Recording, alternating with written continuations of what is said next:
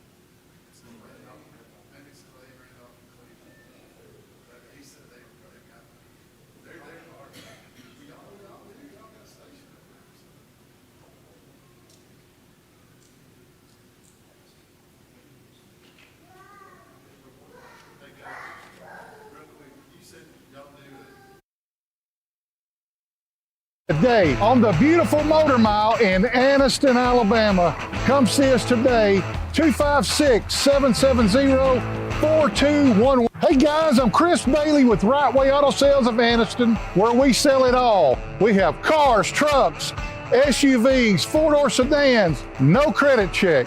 Come see me today, bring your down payment and your ID. We're gonna put you riding today on the beautiful Motor Mile in Anniston, Alabama.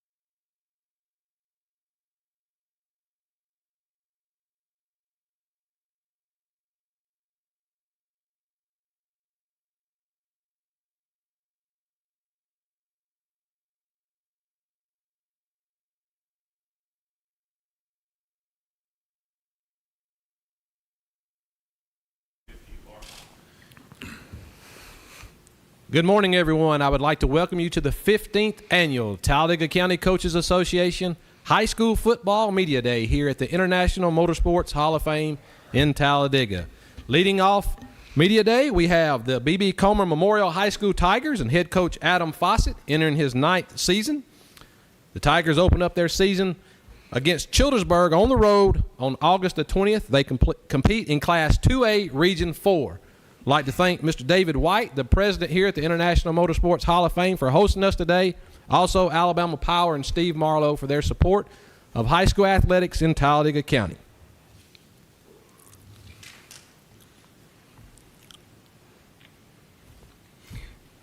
Let's go. I'm ready. It's up to me. I'm listening. Opening comments. Another season is upon us. Obviously, summer gets here and gets by pretty fast. And talking off air beforehand, starting year 9, it doesn't seem like it's going into the 9th year at Comer. Hard to believe as a parent that I have a senior. So that's a little different from the parent end of things. But going from 3A to 2A is a good thing, I guess, for us. Region is going to be very, very strong. Preseason polls, just looking at different ones that have come out from different people. There's 3 teams in our region that are in the preseason top 10. So region-wise, it'll be a tough region to play in. We've got some really good non-region games with Childersburg, Vincent, and Fayetteville. So some close non-region games for us. And just looking forward to getting rolling. We have a jamboree August 14th against Woodland and Beulah at home. And then the following Thursday, we go to Childersburg to open up the season.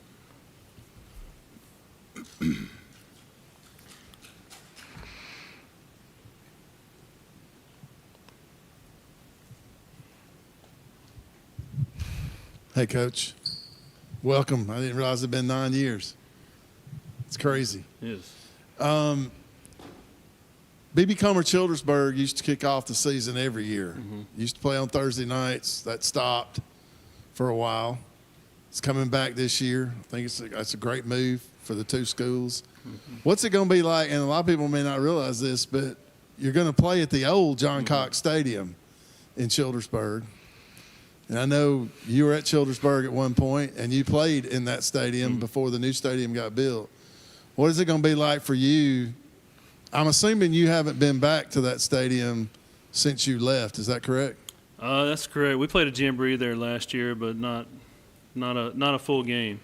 Is that what's the feeling going to be like when you step inside that stadium and play a real game? There's a lot of memories there. I say we, when I was there, we were able to accomplish some things and do some good things and make some playoff runs there. So a lot of memories there. There's been some guys that have graduated from there that have reached out and said, they're going to be at the game and, they want to see me before the game and things like that. So, but at the end of the day, it's about what's now and I've got to have our guys ready to go because I know there's a lot of emphasis being put on this on Childersburg's end, and they're putting a lot of energy into it and got a lot of things planned around it. So I know it's going to be a big crowd. It's going to be with it being the first game in the area of the season. There will be a lot of people there and a lot of things going on. So it's up to me and up to my staff to make sure our guys are focused and prepared and. At the end of the night, it's about playing 4 quarters and hopefully coming out on top.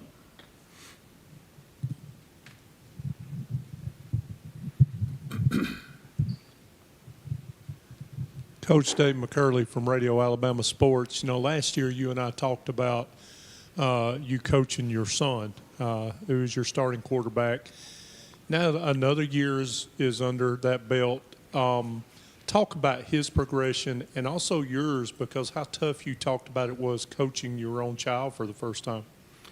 Yeah, it's coaching your own child, and I've talked to other coaches that have done this.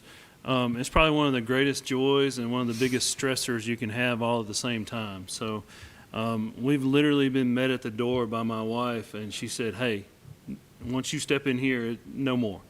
You know, we're not talking ball. You're not doing anything like that." So, seeing the growth in him and just seeing the maturation in him, he gets it tougher than anybody, and it's almost to a point where it's probably not the most fair thing, because I do, you know, I just have those high expectations.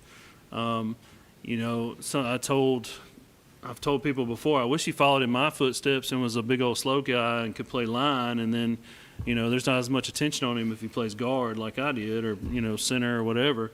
But he's in a position where he is seen all the time, and any little mistake is going to be critiqued and things like that. So the pressure is a lot more on him, and I think that seeing him mature from last season into the off season and things like that is about how you handle those pressures, you know, how you move on from mistakes, and he's got to be able to move on from those mistakes. So, and the biggest thing, you know, beyond sport, like sport is one of the greatest things in the world, but beyond sport, you know, I don't want him to find his identity in sport. I don't want any of my guys to find their identity in sport.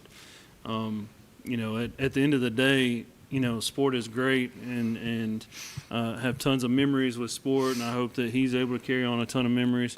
But he'll never be judged ultimately for what he did as a starting quarterback, and he'll be judged for what type of man he is. And super proud of the man that he has become, and super proud of what he has done and how he carries himself. So, you know, we're as a family, you know, we just got back from Nicaragua, spent 7 days there, and Max is out there, like, he's laying block, and he's, you know, meeting with people and praying with people, and that's the stuff that makes you proud as a parent, you know. He throws a touchdown pass, you know, that's great, but like seeing the type of man that he's becoming is huge, and that's for all these guys, you know. Every kid has some sort of story. Every kid has something that they've done or that's going on, or, you know, these two guys to my right, they have different things going on. You know, Dylan is a published author. He had an article published in the Daily Home a couple weeks ago, and did research on this article, and was really excited about it being published. You know, Jimmy, he's got a lot of irons in the fire. He works. He comes to football. He's doing a lot of things. You know, yesterday, hey coach, I got to leave at 5. Hey, no problem. Leave and go to work. So these guys have a lot of things that go on with them, and I think in my career, like when you have a kid, and when you have a son or daughter, I think most people change as coaches, and when they become active in sports, then they change, and they even change even more. Okay, 16, 17, 18 years ago, when I first got the head coaching job at Winterboro, I thought, look, I'm gonna win 200 ball games. I'm gonna go to the Hall of Fame. I'm gonna do this up. And then priorities change, and my priorities have changed, and just even in the past couple of years, you know, your priorities and your view on things change a lot. And seeing what is going on. Are we still going to put emphasis on football? Are we still going to put hard work in and be passionate about it? Yes, we are. Is it the end of the world? No. Is it everything? No. There's so much more that happens. So I'm just proud of the man that he's becoming, and that my other guys are becoming, and proud of the way that, like, this older group I have, they do a good job of trying to bring along the younger guys. Like, I can see them. They're kind of like big brother to them, you know. And sometimes they get a little impatient with them, and then, you know, they're like trying to get them to where they're supposed to go. They're leading them to where they're supposed to go. So, but overall, it's just like big picture is important in my opinion. Before we move on and get some comments from those guys, one more quick question. You talked about the Chillsburg game. You talked about the your staff getting ready. You've got a lot of new faces on your staff as well. Talk about that real quickly. Yeah, we've got a lot of new faces. I think I've got 2 coaches that are over 26, so got a lot of young guys on staff. A couple guys that are going to be in kind of moved up in positions that have been there, but just having some guys, Levi Wilson and Hagen Rouse, were there last year, and their roles have changed a little bit. They've had to take on some more ownership and doing a good job. We hired Jacob Price, who graduated from Comer and played for me at Comer, and that's kind of a unique thing with him coming in. Pretty cool for him to come in. And the other day he's like, I didn't know y'all did all this stuff. Like we're working on practice plans and we're working on this and getting the field painted. And he's like, I didn't realize all this was into it. I just thought y'all showed up. And I'm like, no, there's a lot more into it than that. Just hired Miles Johnson, who played basketball at Huntington. He's going to be our boys basketball coach and help with junior high football. So a couple of guys. Philip Smith is coming in, helping out with our line, and coming in to help us out with kind of recruiting and helping get our guys seen. And all this gray hair, I'm not very good with like technological stuff, so he's good with all these graphics and this all this other stuff. So so we got some guys that help out. We got a couple guys in the community that are going to help us out as well. So we've got a good group. Last January, I met with our staff and talked to them. And I said, hey, look, we've got to change what we're doing.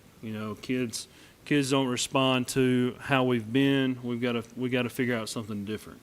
And once we started doing that, like we've seen some differences. I don't know if they'll admit it, but they've I've been different in my approach, just in how I address things, and my blood pressure is not quite as high anymore. So I had a chance to blow up at practice Monday, and I didn't do it, and I was proud of myself for that. I patted myself on the back for that one. So. But yeah, it's going to be it should be a lot of fun with the staff. It's Coach Short with High School Football Alabama's after the game. Coach, could we starting with Dylan? Could you give your name and what position you play and what class you're in? And then, Coach, when we get to you, could you maybe give us an idea of how many people you have on the roster, maybe how many starters you returning on offense and defense? Yes. Dylan Davenport, the junior at BB Comer, graduate of 2028. I am the nose guard and center for Comer. My name is Christian Jensen. I'm a senior, class 2027. I'm a DB and receiver. My name is Max Fawcett. I'm a 2027, and I play quarterback and safety. Safety. No, that's right. He plays a little safety. Numbers wise, man, I wish I could tell you that we're busting at the seams, and that's not the truth. So varsity wise, we'll probably dress between 30 and 32 kids. This is probably one of the first years since I've been there that we have some guys walking the halls that should be playing. There's probably 5 or 6 guys that should be out there. We've had guys that have played in the past that have chosen not to play. We had a couple seniors that chose not to play that'll be seniors this year. So, and it's just I think we could spend an entire day trying to dissect it and why kids aren't playing and things like that. But the ultimate thing is that it's tough. Like, football is tough. Practice this morning, there was no sun or anything like that, but the humidity was so thick, like you could just feel yourself walking through the air. So when you have that tough aspect and you have accountability issues and commitment issues, it's not a good thing, and you have to have. That support's got to come from beyond us. You got to have support from home, it's not okay to quit a sport. It's not okay to not show up. You know, you have to be committed to that. So I relate it to a relationship. Are you going to be committed in a relationship? Or are you going to be half in, half out? Because half in, half out relationships aren't going to work, whether it be a friendship or a marital relationship or anything like that. So you look for that commitment level and you look for that accountability level. The toughest thing for a high school teen boy to say, apparently, is my bad or it was my fault. You know, I can show film. Last year there's film. I could show film and ask one of my kids, hey, why did you not do that? Oh, I did. No, I have film. Like I showed you that you didn't. And they just they couldn't admit that they were wrong.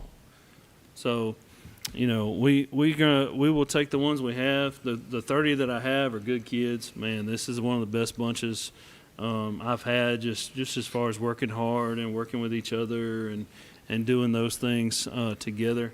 One of the best groups I've had, one of the more trustworthy groups I've had. You know, hey, you know, you give them a task, they're going to get that task done. So we're gonna be the few and the proud, and we're gonna play as absolute hard as we can, and we hope to sneak up on some people.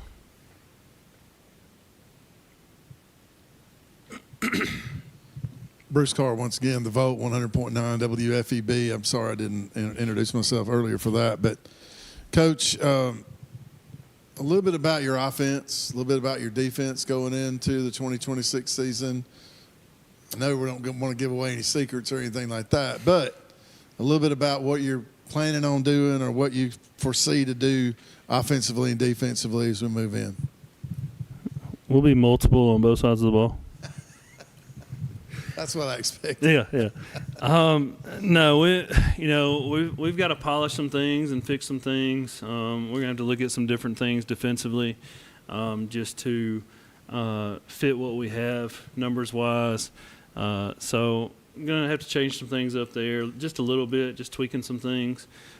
Terminology wise, with some changes in coaches, we've changed a little bit of our terminology.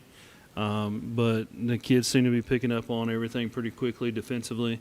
And then offensively, we've just got to polish up to some things that we're doing and add some tweaks and some wrinkles into it.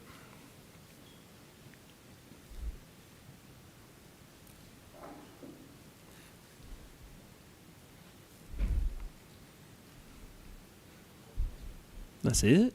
Man, y'all taking it easy on me. I like it.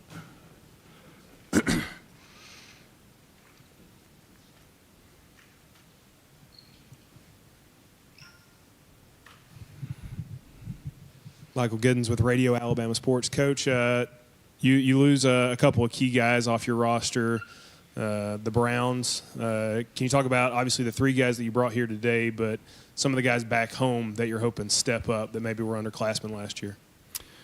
Yeah, there's quite a few guys that are going to have to step up for us. Just thinking, you know, up front wise, Josh Ruiz, Levi Watson, Taj Hughes, and guys like that are going to have to step up and play big roles. Jevin Obar has been in our school for years and has come out for football this year, and he's made a big difference. He's just got to get some reps, got to get some snaps, but he's a guy that wants it. Like he works his tail off to get better and to understand what's going on. So skill wise, you know, Braylon Jones, Dalen Borden, guys like that, like they've got to really step up and provide for us. Kamari Fair is another one that he'll be a senior. He's going to have to he's going to have to play both sides of the ball, and he's going to have to be able to make stops when we need him to, especially defensively. Guys like that. Kamari Harris has grown a ton over the summer. He's gotten bigger, starting to fill out a little bit and get stronger. So he's another one that'll be on the field a lot for us and play for us. So and there's a few other guys that are up and coming. We got some young guys that I think are going to be pretty good. But man, you don't want to throw them in the fire super early and get them gun shy, so to speak.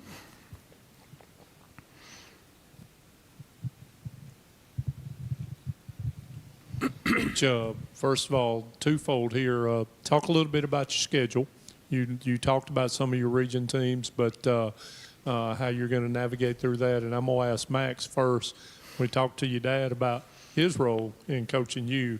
What about your role in playing for your dad? It's very interesting. You know, a lot of people like to talk about how, like, I don't deserve this and I don't deserve to be playing quarterback because of my dad. And, like, I just have to ignore it and just go out and do my own thing and just block it all out. But I feel like I've put in a lot of time and work.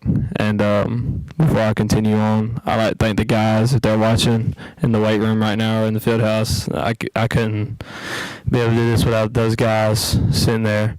But I just think, you know, he's a good coach. I mean, he puts us in the right position, makes great decisions with what he does. I've been around him like on the field my whole life, and he's had success pretty much everywhere. And I feel like with his decision making, we could be pretty good this year. That's a lot of pressure. I'm going to throw it back on me. Schedule-wise, you asked about the schedule? Is that what it was? Schedule is, like, our region schedule is going to be a pretty tough region. You've got Lynette and Reeltown, who I think they played each other in the semis to go to the state championship last year, if I'm correct. Mm-hmm. Daville's going to be solid again. You've got a Central Coosa team that's sitting down there, and they're getting better and better and better. And Coach Flowers is doing a really good job down there with those guys. You got a Horseshoe Bend team that you don't know a whole lot about with a new coach. Ranburn sitting on the Georgia line over there. They're always just tough kids and get after it.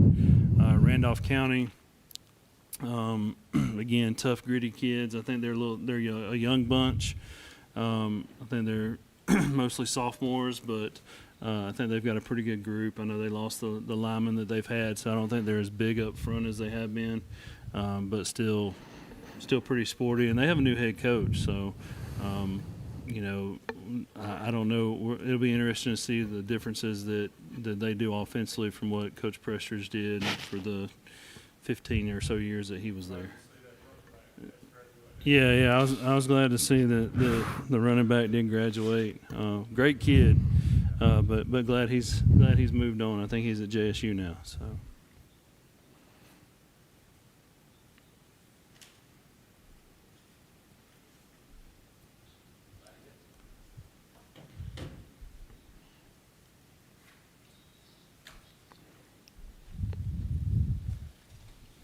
If there are no further questions, that'll wrap up our first segment of the 15th Annual Talladega County Coaches Association High School Football Media Day with Coach Adam Fawcett and the B.B. Comer Tigers. We'd like to thank Dylan Davenport, Christian Jemison, and Max Fawcett for coming today and to talk to the media. Good luck, Coach, and look forward to seeing you throughout the season. Next up, we'll have Talladega High School Tigers. Go Tigers. Hey guys, I'm Chris Bailey with Right Way Auto Sales of Anniston, where we sell it all. We have cars, trucks, SUVs, four-door sedans, no credit check.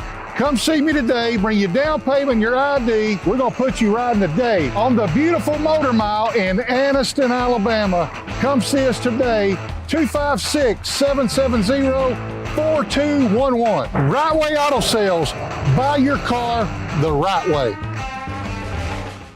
In Alabama, school spirit is in the air on Friday nights. At Farmers and Merchants Bank, we're giving our customers the opportunity to show their school spirit every day with our new Spirit debit card. We've designed a unique card for every Calhoun County school that includes the school's logo. So every time you use the card, you're showing your school spirit. Come in and get your school spirit debit card today. We've got spirit at FNN Bank. Service, solutions, and strength. Member FDIC and equal housing lender. Hi, I'm Sean from Right Way Auto Sales. If you're looking for a car, truck, SUV, first-time buyers, no credit check, come and see us. We'll give you top dollar for all your trade-ins. Drive off the lot today with a down payment or trade-in. Y'all come see Bruce at Right Way Auto Sales. Bring your trade-in, I guarantee you top dollar. Good credit, bad credit, no credit, everyone's approved at Right Way. Come see us at Right Way Auto Sales. Come buy your car the right way. Don't buy the wrong way. Everybody's approved at Right Way. Come and see us, Oxford, Alabama.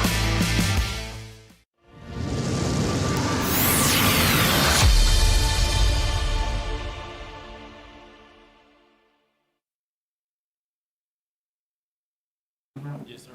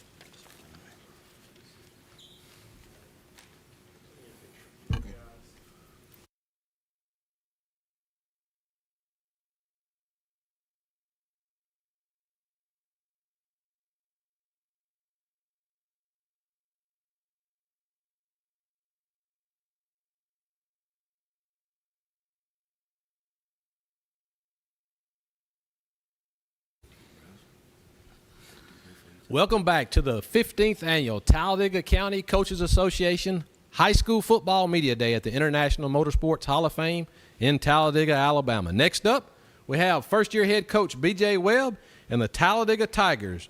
Representing the Tigers today, we have Braden Tanner, Jacaden Young, and Logan Stevenson. The Tigers compete in Class 3A Region 4. They'll open up their season at home on August the 20th against Lincoln High School. Coach, you can start out by giving us a little opening statement. First of all, I'm just blessed. Thank God for this opportunity. Dream come true. Talladega alum, played here, graduated in 2001. I've always dreamed about leading these boys out of the tunnel. It's about to happen in about 3 weeks. Just blessed. And these are my leaders. So that's why they came to represent us today, and they can represent us throughout the season as well.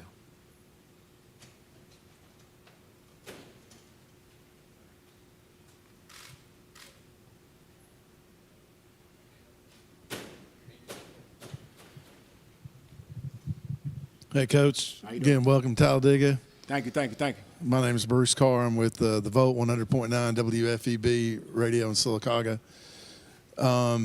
First year coach. I'm assuming, is this your first year as a head coach?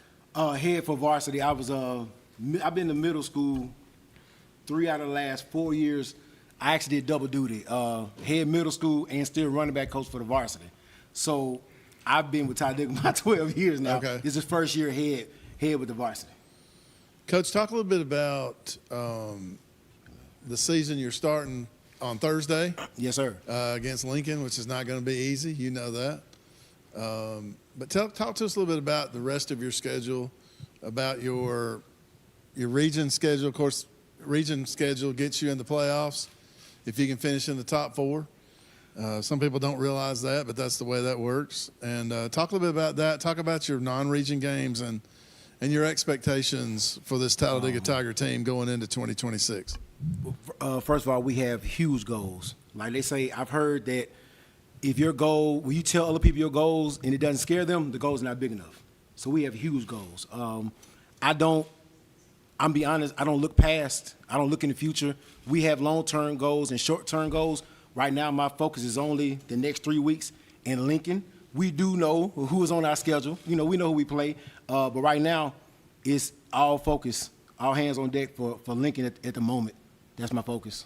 Yeah. Like non-region, I'm not even thinking about it right now. It's 1 week at a time. Like, we broken it down game by game. Like right now, if I'm being honest, I'm not even thinking about Lincoln right now. We got 3 more weeks of practice preparing for Lincoln. So that's how it's a total mindset shift with Talladega football right now. We locked and loaded, but we are laser focused on our goals, and like I said, we have big goals. So we got 3 weeks of practice. Like we practiced today. Like we just came from practice. Like it's we working right now. We working.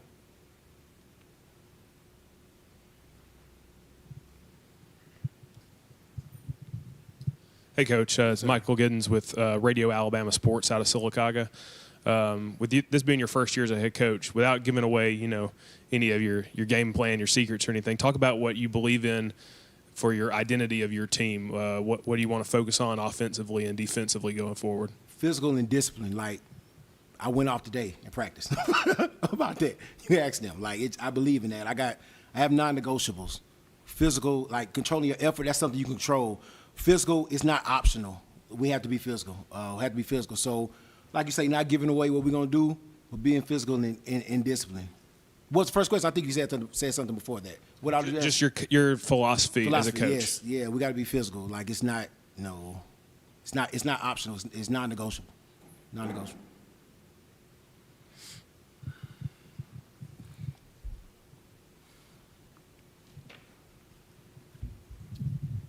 This is Chris Farnsler from the Daily Home. Yes, sir. How competitive can you be in your first season as head coach? Is not how competitive we're going to be highly competitive. Like we are who we are. We know who we are. A lot of people don't know who we are, but we know who we are. I believe in the work.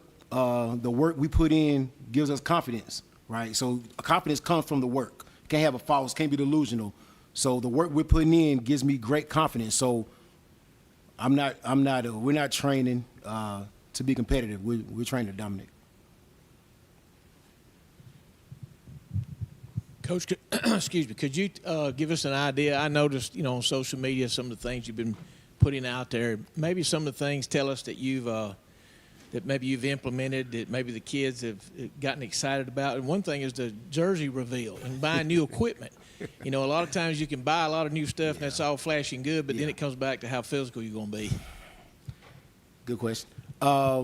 First, I want to say they're excited about the standard. We have shirts. We have a slogan this year, standard over everything. It doesn't matter how you feel.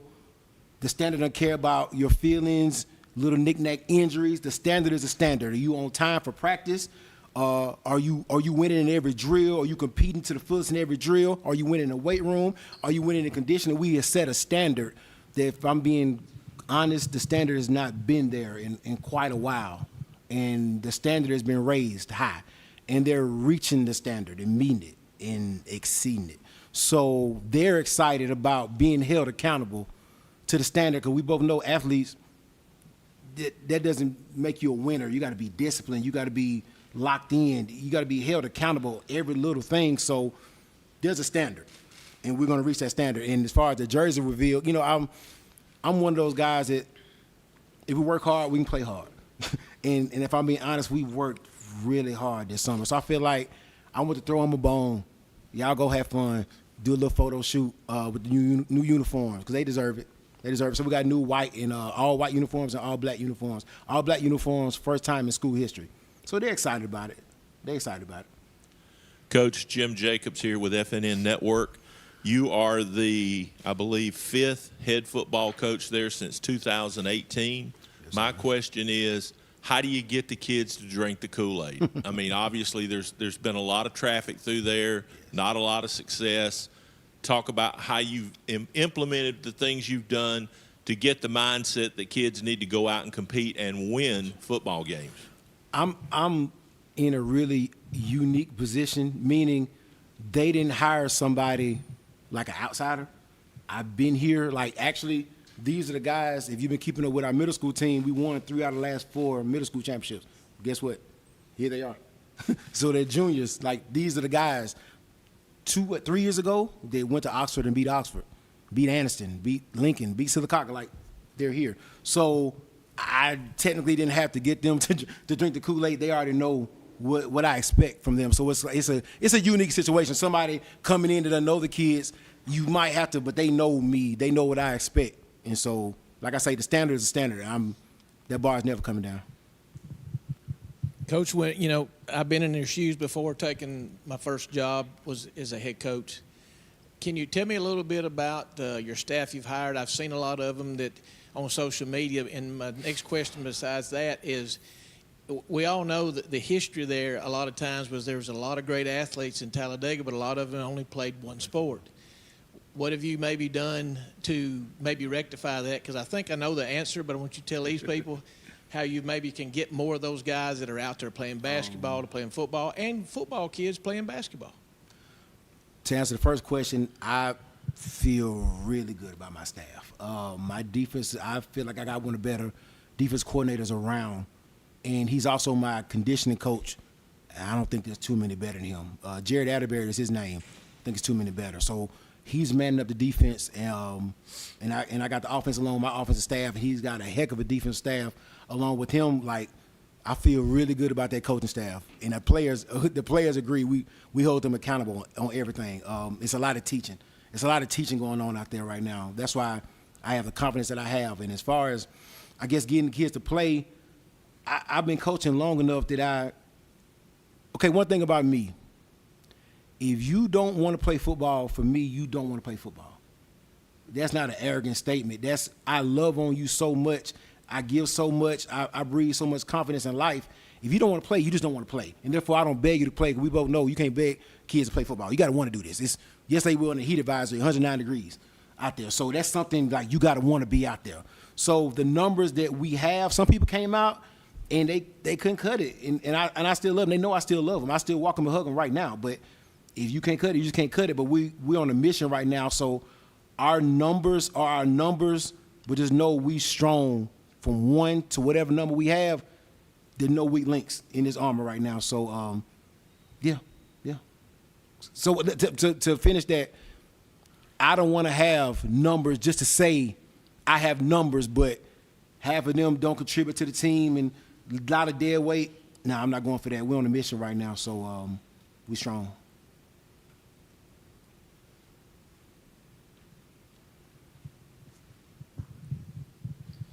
All right, let's hear from the players right quick. We'll just start over here with Jacaden, and just go to the right. Just tell me what year you are, what position you play, and what's your favorite thing about playing football.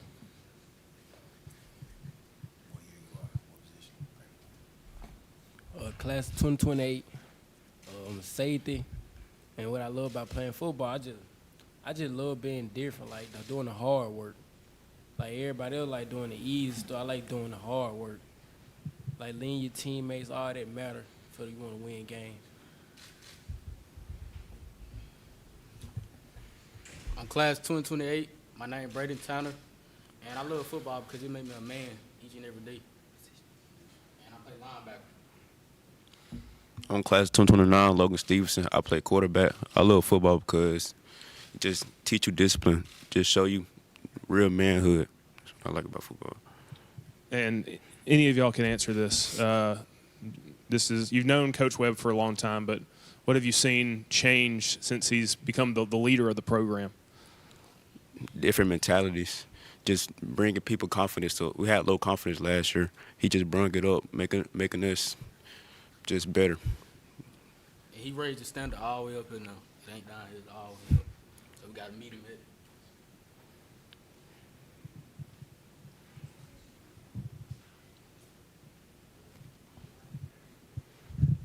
Coach, a little bit about your offense and your defense. Again, just like we talked about with Coach Fawcett, BB Comer, don't want you to give away any secrets or anything. Don't need to give anything that Lincoln wants to prepare for. But I got you. A little bit about your offense and defense. What are you planning on doing?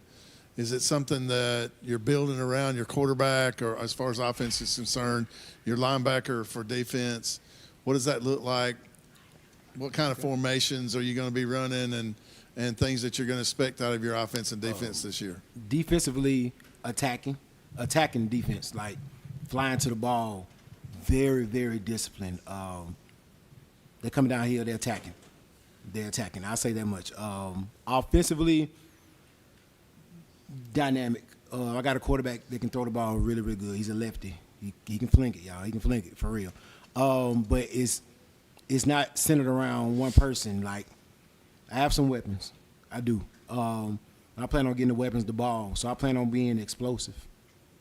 I say that much. I plan on being explosive. I do.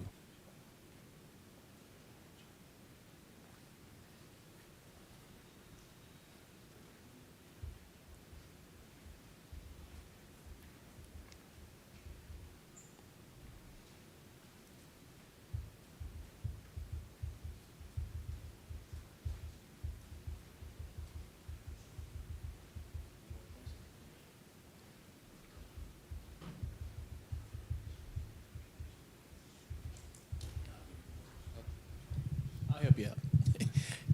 Coach, one more. I'm gonna give you an opportunity, and I know, like I said, this is your first year as a head coach, but you know Talladega, you've been there most all your life. Give us an opportunity to talk a little bit about your community and how much they have become a part of helping you out, and the kids would know maybe they're seeing things they haven't seen before as far as support and things like that from your community.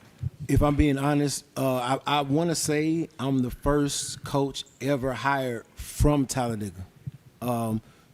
So did I expect some love? Honestly, I did.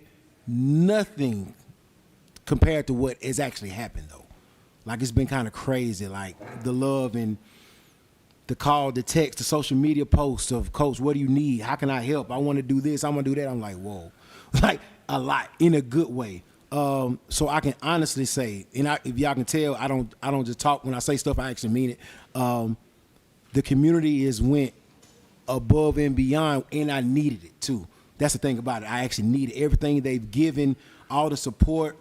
I needed all of it. So when I say the community is behind us, 10 toes down, when I mean 10 toes down. They're all in for us right now, and we need it.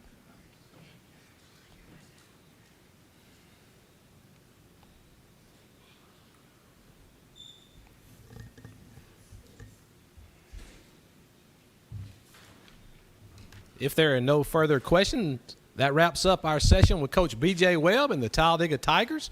Good luck to you this year, Coach. Guys, appreciate you all being here today. Next up, we'll have the Chillisburg High School Tigers and Coach Matt Zedeker. Are you ready to hit the road with an RV but worried about your credit? At Right Way Auto Sales, we make it simple. No credit check required. Bring your ID and your down payment and you're all set. Located on the Motor Mile in beautiful Anniston, Alabama. Right Way Auto Sales has the RV you want for the price you'll love. Come see us or call Chris or Wade at 256-770-4211. Right Way Auto Sales. Travel with freedom the right way. Hi, I'm Sean from Right Way Auto Salvage. Save money on your auto parts. Over 10 million parts in stock. You name it, we got it. Wheels, engines, transmissions, anything to do with a car. Quality used parts for a fraction of the cost of new. Everything comes with a 90-day warranty. Give us a call, 256-831-6760. Why buy new when used will do? Right Way Auto Salvage, Oxford, Alabama. Come and see us. Family owned and operated for over 50 years, Miller Funeral Home is committed to providing families with the finest services for their loved ones, including our newest service, Aquamation. Aquamation is a gentle, respectful, and eco-friendly alternative to flame cremation. Miller Funeral Home is the only facility in the state of Alabama that offers the Aquamation service. Call us or visit our website today to learn more about how we can serve you and your loved ones.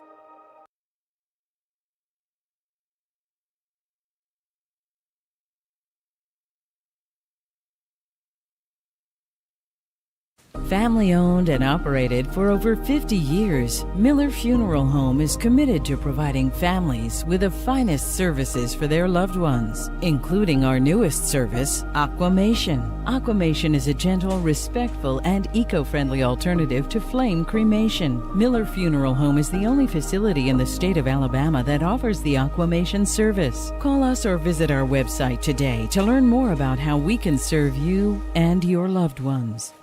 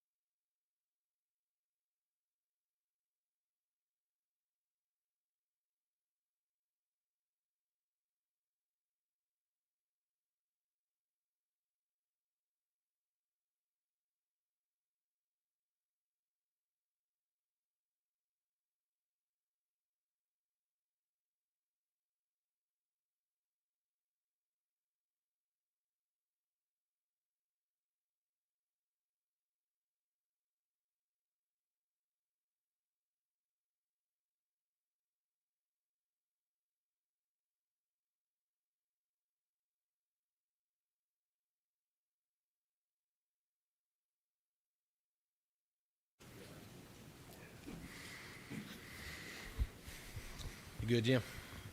We'd like to welcome everyone back to the 15th Annual Talladega County Coaches Association High School Football Media Day at the International Motorsports Hall of Fame in Talladega. Next up, we have Coach Matt Zedeker and the Childersburg High School Tigers. Representing the Tigers today, we have Jamarian Davis, Justice Washington, and Jackson Wheeler. The Tigers open up their season at home at the old John Cox Stadium on Thursday night, August the 20th, against B.B. Comer. Tigers compete in Class 3A Region 4, second year for Coach Zedeker at Childersburg. Coach, would you open us up by telling us a little bit about your team? Yeah, listen, we're a work in order. Had a very good off season. It was great that it's always better to be there for an entire year leading into a season. You know, I came in last year late after about February, and so it was a whirlwind trying to get everything put in place, new offense, new defense, expectations, standards, the way we work out in particular, and then just, you know, how we do everything on a game day. And so that's all accelerated when you come in late, and just to have an entire off season, man, has paid major dividends, we hope, in this season. And we've had a good one, you know, from January on. You know, I think for the first time in a long time in Childersburg, football was being taught year round. Okay, and what I mean by that is we had all of our football players in a first period class, and so starting in January, you know, we're lifting 3 days a week, transforming our bodies on a true workout program. These kids have really jumped into that hard and saw their bodies changing. And the other 2 weeks, man, we talked football. In particular, we worked on our defense. We went through every intricacy that we had defensively, all of our techniques, all of our sets, all of our philosophies. We didn't even scratch the surface on that the first year, you know, so we probably did a quarter of our defense. We're now, you know, for 3 months we went what we call Shark School. We term our defense the Tiger Shark defense, and so for three months we did that, and so that really kind of bonded our team together. It gave them a new sense of how, you know, football is important, and it also allowed them to touch on football every day that they're in the school year, and then be able to go to their winter sports and their spring sports in the afternoon. So that was a tremendous asset to us, and hired a lot on a new football staff this year, got some football guys in, and so we brought in a new guy, Corey Williams, to run our offense, be our new OC. And so being able to do all of that defensive work that was in the offseason allowed us to really focus in spring training on offense in the first month of June. And so we feel like we're about where we need to be evenly between offense and defense now. And man, it's been a good offseason. These guys right here are hungry. These are three of my senior leaders right here. They're going to lead us to new heights, and man, they're excited, and we're taking it one day at a time. You know, we want to make sure that every day we're better, and that's kind of our goal. Is you know, every time we have an opportunity to step inside that field house, or step on that practice field, or step in that weight room, are we better than when we left? You know, can we be better an hour later when we came in? And that's kind of the mentality we brought on. We understand where we're coming from and what our record was last year, and we own that. And so, man, you know, there's going to be a lot of people sleeping on us this year. There's going to be a lot of people that look at a schedule, and we all do it. Media does it, coaches do it, players do it. And when they look at the schedule and they see Childersburg on it, they're circling that game and they're circling it as a win. And you know, it's up to us to have something to do with that. And so, you know, we're going to try to change that this year, and hopefully all this hard work we've been doing in the off season is going to help with that. And so these three are going to be tremendous assets in helping us get that way. Coach C. Dave McCurley with the Coosa Pines Federal Credit Union Tiger Sports Network. Been working with that for several years. Last year, when you came here, you said when you played at Sylacauga and you coached at Sylacauga and Lincoln, when you went to Childersburg or you played Childersburg, you were in a tough scrap. Those kids were going to play hard. They were going to play to the final buzzer. And now, like you said, a year up under your belt, your community, your quarterback club, all of the people in school, your administration, they've been behind you, I know, 100%. Yeah, absolutely. And, you know, I've been in Talladega County all my life. And, you know, anytime you face the Childersburg team or you saw them number one when they got off the bus, it's like, my goodness, look how good they did. Look, you know, there's always been athletes in Childersburg, and we have them now. You always had to bring your best game against them, and that's something that we're restoring. You know, we want you to have to play 4 quarters against us. And that's our mentality. We want to get you in the 4th quarter, and as long as we play for 4 quarters and we're playing till the last whistle blows, I'm happy with that. Our scores always didn't indicate that last year, but I will say maybe the exception, maybe one game. 9 of those games we were playing as hard in the 4th quarter as we were in the 1st quarter, and that's just the credit to these kids and the standard we're setting and where we want to get. And we have tremendous support in Childersburg. They come out and support us. We got a great quarterback club that raises a lot of money for these young men. Fed them on Monday a big steak dinner, and do a lot of things. They help pay for. We took them paintballing. And let me tell you something, you take a bunch of teenagers paintball and you put your football coaches out there, we are the main targets. But had a good team building aspect with that. And so, it's up to us now to make our community proud and make those people that support us even more prouder to support us. Quickly before I turn the microphone over to somebody else, you talked about your coaching staff, Corey, also a young man that you coached in Will Jackson. Yeah. Great on the defensive side of the ball, but also a new coach, Elliott. Get you to talk about him. Talk about these 3 guys you brought today. Yeah, so just going on coaching-wise, we brought in Corey Williams, which is a former Childersburg graduate, was a quarterback at Childersburg, a really good baseball player, an all-state guy, and went on to college and played baseball. He's been an offensive coordinator. He's been in the business about 15 years, been an offensive coordinator for the majority of that, 2 different schools. And, just to bring a guy back to his hometown and his alma mater is big. It's a lot of pride. He can share with these young men the experiences that he's had and the importance of games and the importance of wearing that blue and white. And, he's come in, hit the ground running and really excited about the offensive sets he's bringing in. Will Jackson's our defensive coordinator. I coached Will at Sylacauga, and then, Will went off and has been a head coach in Mississippi and worked at Pell City, and then I brought him on to my Lincoln staff, and he came with me to Childersburg, just a tremendous asset, a go-getter, a guy a coach that all the kids really love, high-energy guy, and is becoming one of the better defensive minds in the game. We hired a new defensive line coach in Jordan Forehand. Another guy's got a ton of experience, has been in all levels of football. Recently just got him out of Gardendale. I think he's been in Gardendale for the last 4 years. Coached down the Panhandle some, former defensive lineman, played D-line in college, and he's really come in and has put his mark on our defensive front. And then we brought in another new O-line guy named Thomas Elliott. This guy's close to my age, been in the business for over 20-plus years. Was the offensive coordinator on the first 3 Leeds state championship with Coach Etheridge. He was the offensive coordinator there. Worked with Mike Dubose down in Laverne. Went down the Panhandle, did some work, and then most recently he was over in the NFL Europe in Germany, and he was the head coach of that NFL team. So just an immense amount of knowledge that he has that he's bringing to these young men, and he's excited about coming in and running our O-line and not having the head coaching duties. And so, the key to a head coach being successful is hiring guys that are smarter than around him. So I feel like I've hired some really good smart guys that are smarter around me. About who? Yeah, and then, Davin's on staff, and Davin, Davin Flanor, we call him Coach Debo. He's been there. He's coaching our receivers, and he'll coach some corners. Guy played at Clay Central, guy that was a 3-year starter at South Alabama as a corner, just a tremendous wealth of knowledge, just a heck of an athlete. And then we also hired a guy named Tyler Gardner, fresh out of college, first coaching duty he's ever had, and he's just kind of our greenhorn, and he's just sponging it right now. He's being a sponge and learning everything. And I think that's everybody on that staff and on this staff. And so, it finally all came together about July. I think our kids have gravitated to them. They're excited about guys that know football, and so we're excited. Talking on these 3 guys, this is who we need to be talking about, who y'all guys need to be talking about. JJ is our starting quarterback, our second-year guy. He started at quarterback for us last year.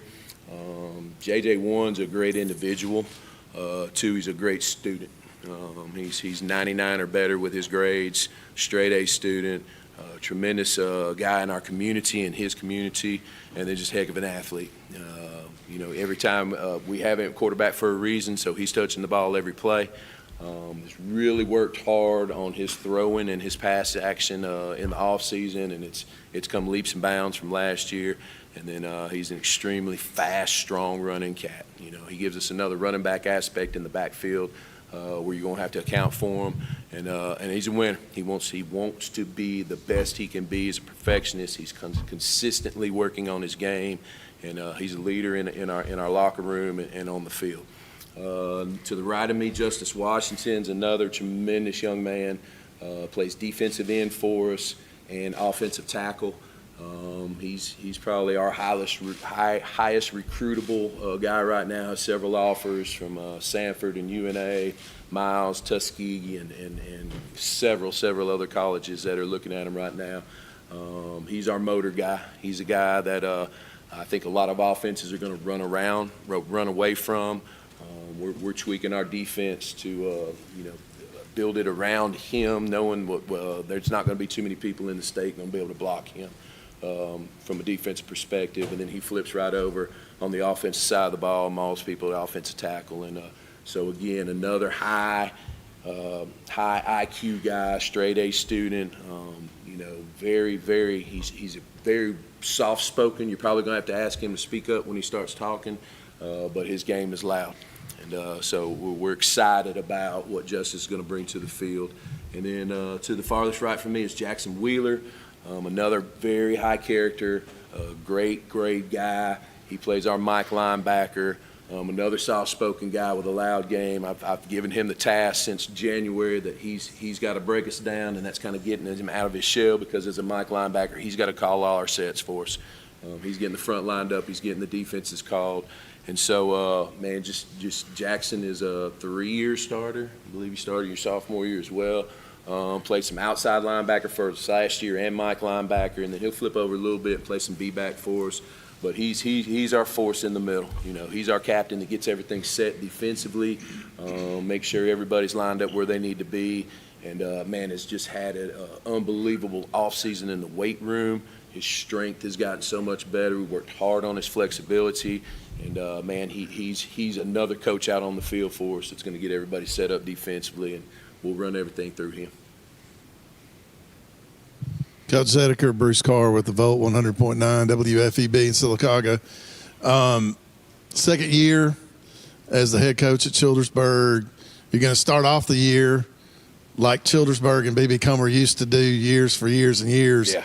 On Thursday night. You're going to play at the old John Cox Stadium, not the new one, but the old one. I know that's exciting for you guys. What do you see? Let's talk about that for a second. But also, what do you see, without giving any secrets away, offensively and defensively for the Tigers this year, year 2 versus year 1? Yeah, so speaking on the game first, again, growing up in Talladega County all my life, man, the Comer-Childersburg game was always the first Thursday you could play a game.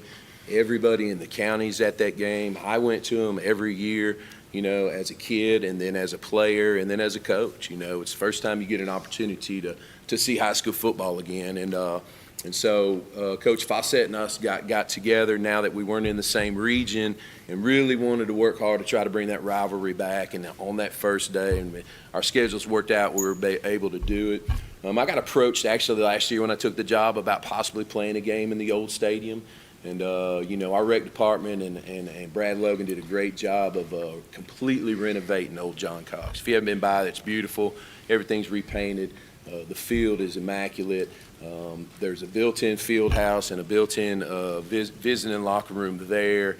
And so when we made this decision to play this game on Thursday, it just felt good. I got the ear of a lot of our community people, and I have yet to hear anybody that's not excited about it being in that old stadium.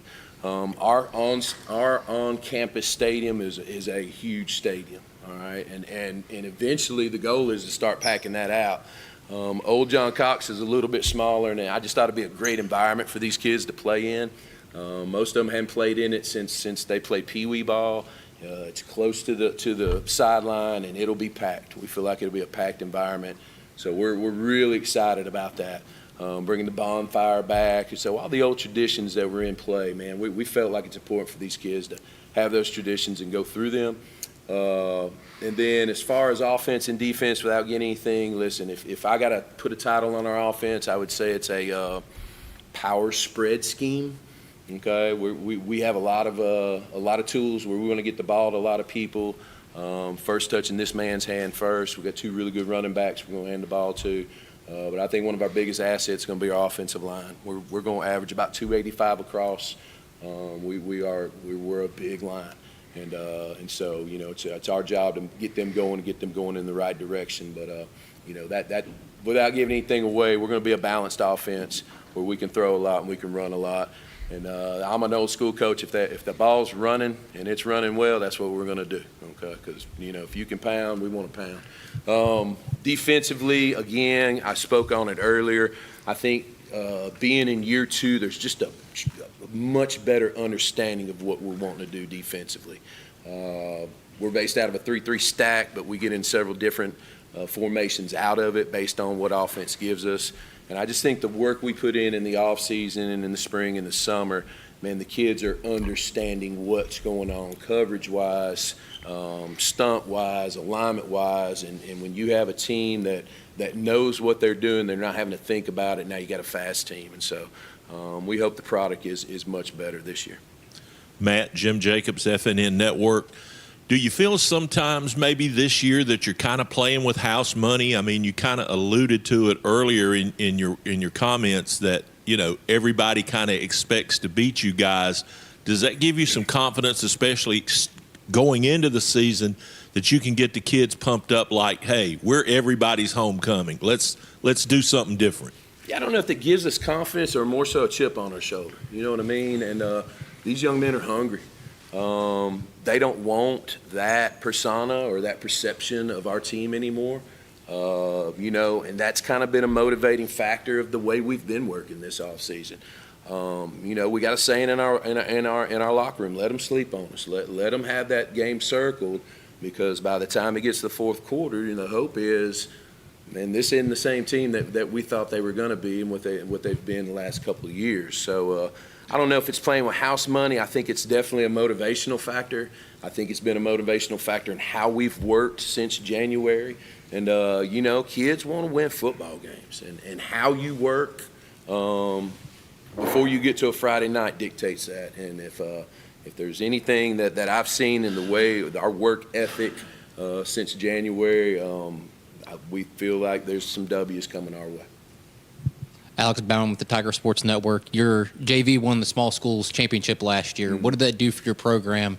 And then what are the guys you're looking for having on varsity this year that were on that team? Yeah, listen, we feel like what's going to be our sophomore class this year is, you know, you have, I don't want to say generational teams, but you have classes that come through that are really talented, and this one has a little bit of everything. You know, sometimes you have classes that are full of linemen, and you have a class that are full of skill guys. This class is loaded with both. A lot of those kids played on varsity last year, you know, as freshmen. We felt it was important. That JV championship was, you know, we have a huge trophy case in our weight room, and there wasn't much in it, you know, and coming in, that was one of the goals, man. Let's put a trophy in there. We'll be playing for a trophy the first game of the year. We do the Tiger Bowl. There'll be a trophy for that.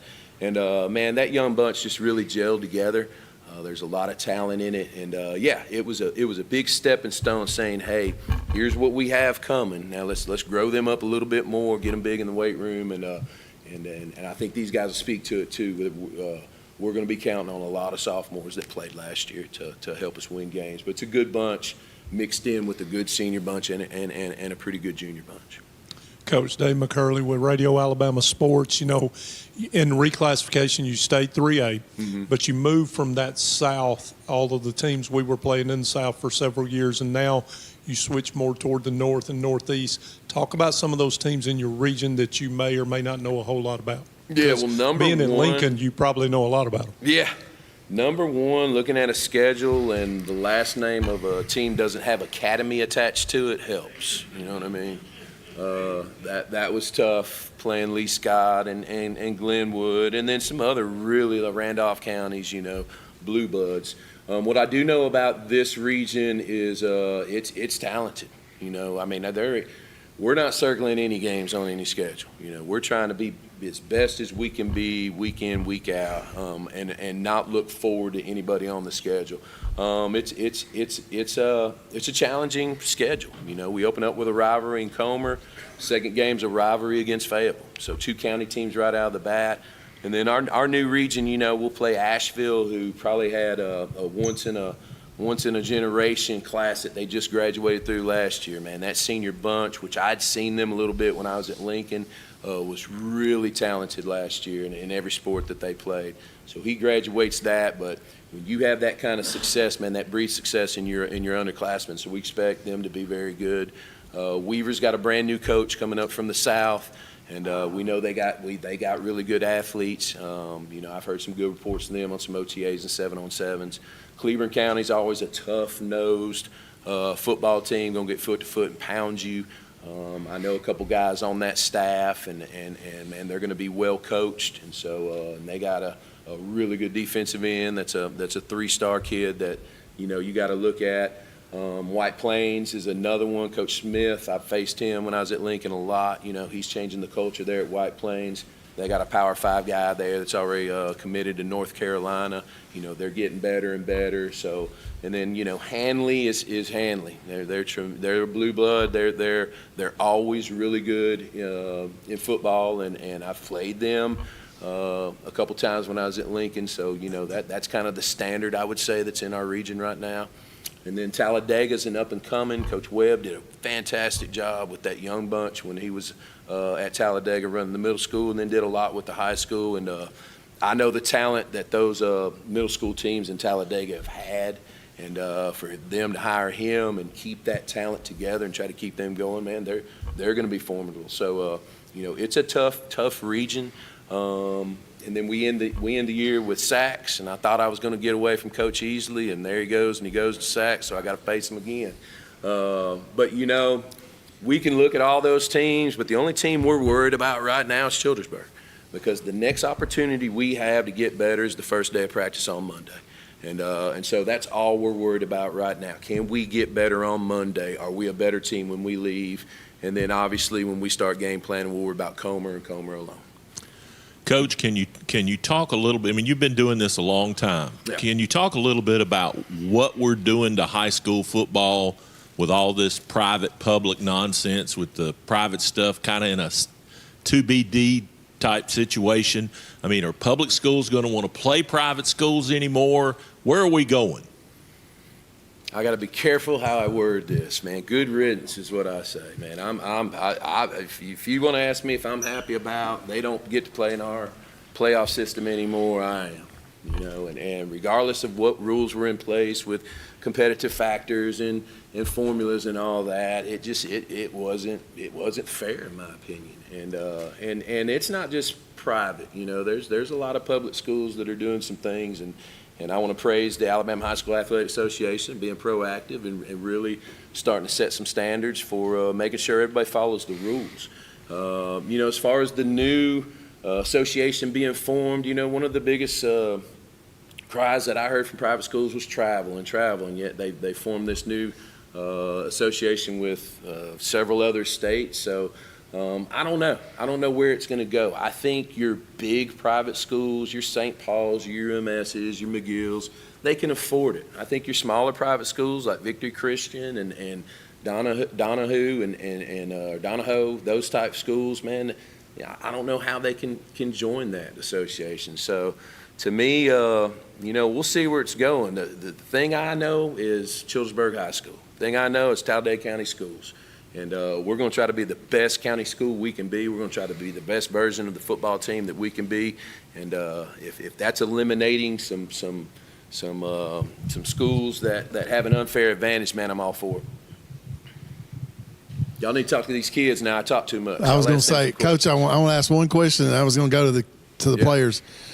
Numbers wise, coming into your second year, I know you mentioned the great class you've got, sophomores that are coming up. A lot of those guys as freshmen played. Yep. Numbers wise for this coming year, and then for the players, this will be I'm assuming all y'all played last year. Mm-hmm. So what's it been like from going from year one to year two playing for Coach Zedeker. Now, I don't want to get any of y'all in trouble, but I know you've probably got an opinion about what it's like playing for him. But, Coach, real quick about your numbers and then the players, you can answer any way you want to answer that. Yeah, we're going to dress 45 guys on Friday night, which I think is a really good number for 3A.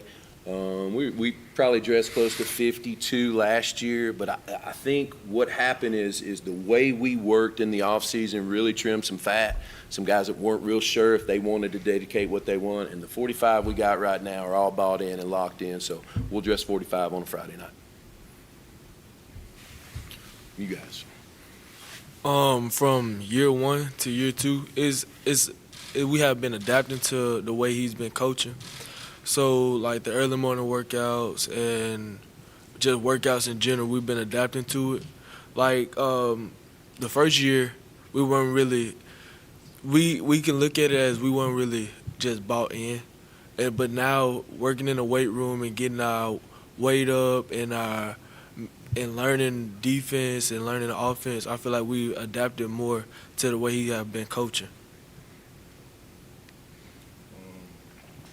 I think year one, year two, Coach Z showed his numbers out. You gotta talk loud. Coach Z showed you can't just come on the field and play around and expect to play on a Friday night. Like morning workouts, 6 o'clock, 7 o'clock in the morning, coming out there and then performing. It shows through the weight room and through practice. And before Coach Z, we were never held to a higher standard than what we are now. You can come in on 8th period, not work out. You can do whatever you want to do. And you still have the possibility of playing on a Friday night. Now, doing that, you just kick up the team. You can't play no more. You're not going to be able to show what you can do. So, from year one to year two, it's, like he said, trim some fat. It showed who wants to actually play, who wants to be here. And Coach Z has proven who's going to play and who is going to show up on Friday night. I would say year one to year two is saying, like, who wants to be there, and in the weight room, it translates, because year one, we weren't really used to the program, and we were trying to get used to it. But year two, we're adapted, and we know what we're doing now, so I feel like that helps us a lot.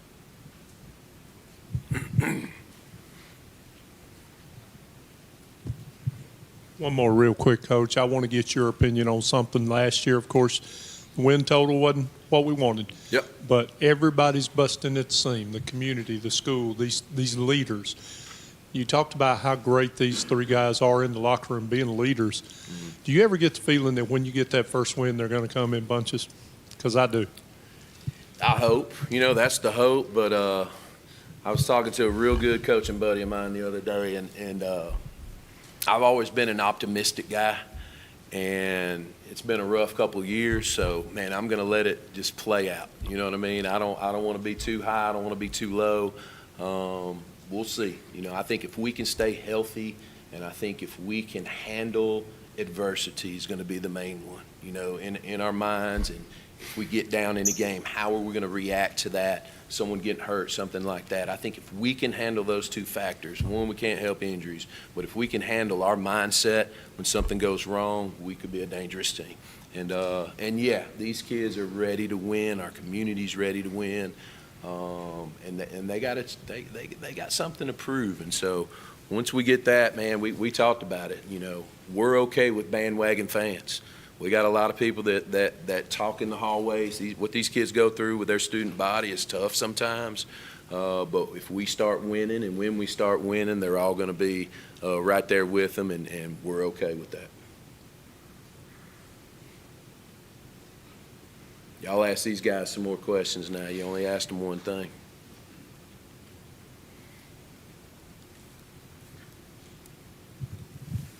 I'll ask Justice something. Coach Zedeker said you're probably the one on the team that's getting a lot of looks and a lot of offers.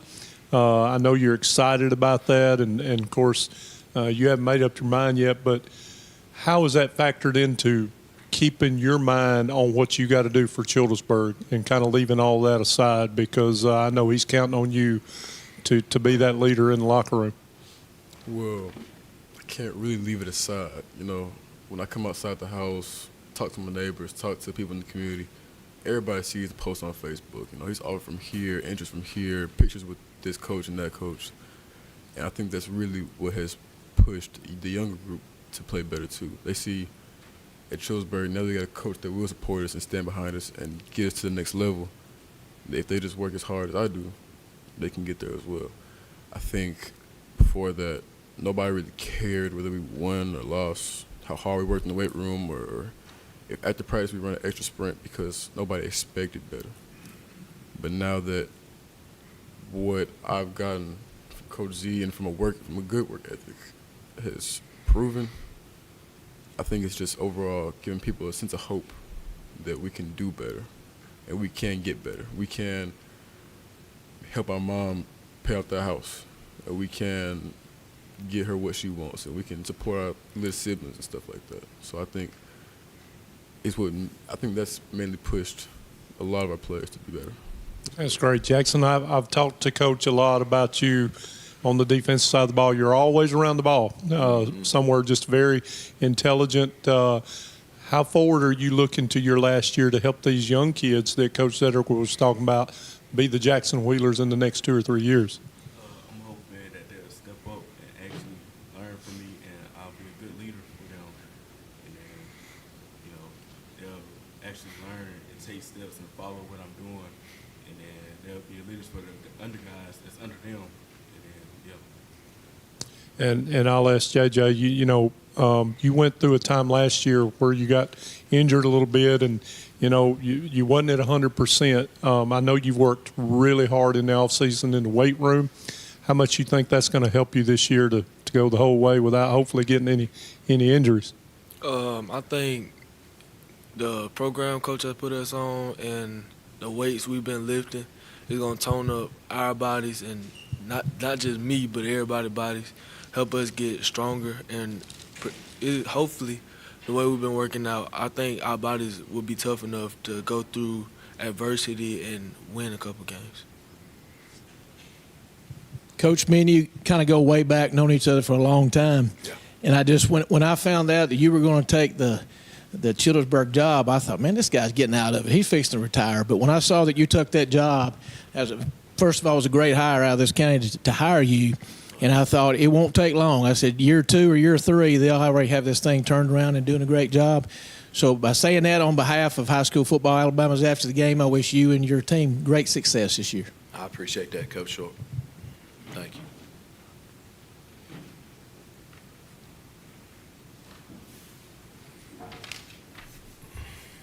If there are no further questions for Coach Matt Zedeker and the Childersburg High School Tigers, that will wrap up this session of the 15th Annual Talladega County Coaches Association High School Football Media Day at the International Motorsports Hall of Fame. Thank you, Coach Zedeker, and good luck to the Tigers this season. Next up, Sylacauga High School. Hey guys, I'm Chris Bailey with Right Way Auto Sales of Anniston, where we sell it all. We have cars, trucks, SUVs, four-door sedans, no credit check. Come see me today, bring your down payment, your ID. We're going to put you riding today on the beautiful Motor Mile in Anniston, Alabama. Come see us today, 256-770-4211. Right Way Auto Sales. Buy your car the right way. In Alabama, school spirit is in the air on Friday nights. At Farmers and Merchants Bank, we're giving our customers the opportunity to show their school spirit every day with our new Spirit debit card. We've designed a unique card for every Calhoun County school that includes the school's logo. So every time you use the card, you're showing your school spirit. Come in and get your school spirit debit card today. We've got spirit at FNN Bank. Service, solutions, and strength. Member FDIC and equal housing lender.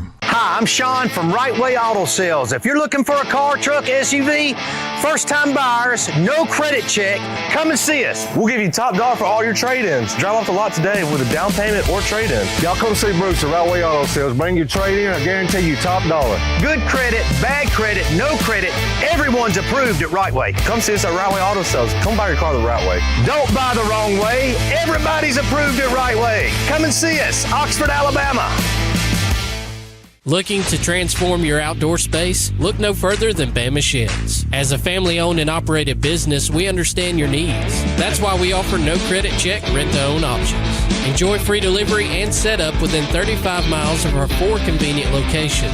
Whether you need a shed, pole barn, garage, or carport, we've got you covered. Visit our website at BamaSheds.com or call 256-268-8484. Bama Sheds, where quality meets affordability and your outdoor dreams become reality. Are you ready to hit the road with an RV but worried about your credit? At Right Way Auto Sales, we make it simple. No credit check required. Bring your ID and your down payment and you're all set. Located on the Motor Mile in beautiful Anniston, Alabama. Right Way Auto Sales has the RV you want for the price you'll love. Come see us or call Chris or Wade at 256-770-4211. Right Way Auto Sales. Travel with freedom the right way.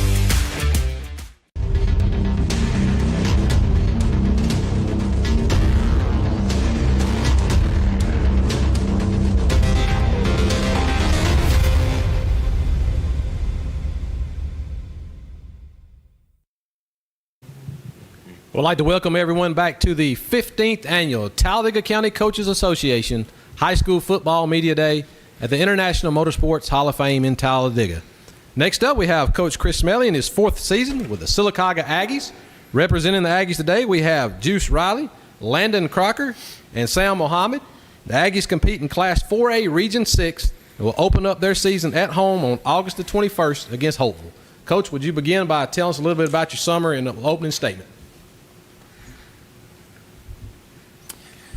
Yeah, we're excited for the season. I think probably at this point, probably about ready for summer to be over. And we've had a tremendous summer. Guys have been working really hard. And, just very excited about getting into the 2026 season. We've got our largest group of seniors that we've had since I've been here. We're 24 or so seniors. A lot of guys that have played a lot of football. We've made a few changes on our coaching staff and shuffled some things around and brought some guys in. So just a lot of different reasons to be excited. Got a lot of great kids, and we are just looking forward to it.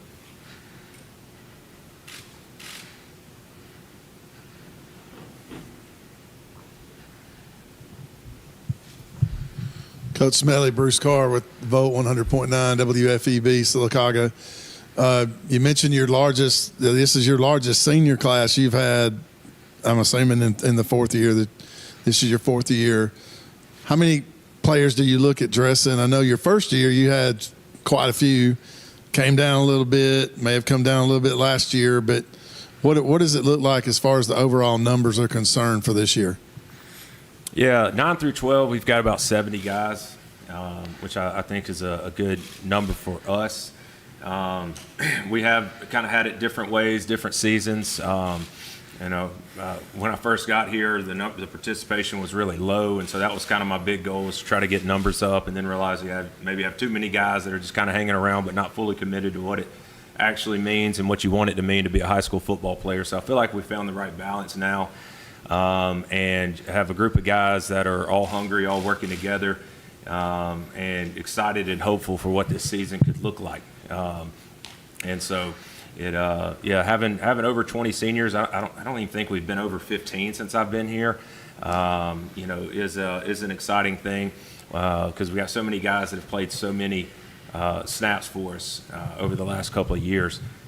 Even last year, I think we had like 12 seniors, but a lot of those guys, probably only had maybe 5 that started. So a lot of these guys have started 2 years, 3 years, have a lot of experience going into the season.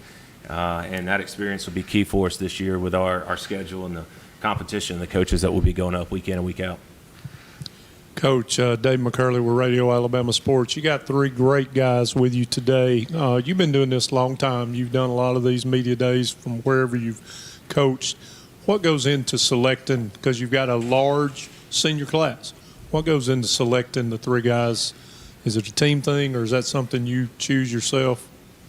Yeah, I mean, I've done it different ways, but I generally just kind of pick guys that I think represent our program the right way. And these three guys up here, they all kind of represent our program almost kind of in different ways, but it's what makes high school football so great. Landon is going to be a senior, has been our starting center since he was a 10th grader. And if we go back to where Landon was as a 10th grader as a starting center to where he is now as a senior, he looks a lot different and is a lot different type football player. And Juice is one of the most explosive and most athletic guys that I've had the privilege to coach, and he's going to have the opportunity to play college football, and so you know, that's a great thing. And but I really believe that the purest and best form of football, and I say this to my guys that I've coached, I experienced it myself, and other guys that I've played with, that there's really nothing like Friday night football, high school football with your buddies, and it beats the experience at any other level that you can have, in my opinion. And then also Sam Muhammad over here, kind of a different route. He's been a role player for us for a number of years, and is going to increase his role now going into his senior year. But all three of these guys represent our program so well. They do things right in the weight room, in the locker room, in the classroom, in our community. And when I was actually kind of thinking about it, I think these three guys all represent in some of our core lifts the strongest lifter in a couple of different categories. Crocker benches, I think, probably over 350 pounds. Sam doesn't quite have as much depth that he has to go for on his squat, but his squat's 515 pounds. And Juice, with the power clean, is probably our most explosive guy. I think he's like a 265-pound power clean guy. So it's just kind of that just thought about that on the way up here. They sort of represent just different views and levels of what the high school football experience is all about. And all of them are all making the most of their opportunity and making it a memorable experience. So these guys just represent our program so well, and we want to see them have the type of senior season that we're all capable of having.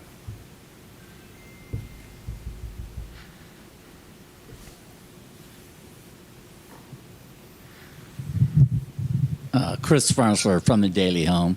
How big a jump could your football team make this year, you think? I mean, I know we've got a really good football team. We've got top to bottom as good of a team as I've coached. But we also know that nothing's going to be given to us or handed to us. We play a lot of really good football teams, a lot of really good football coaches, especially within our region.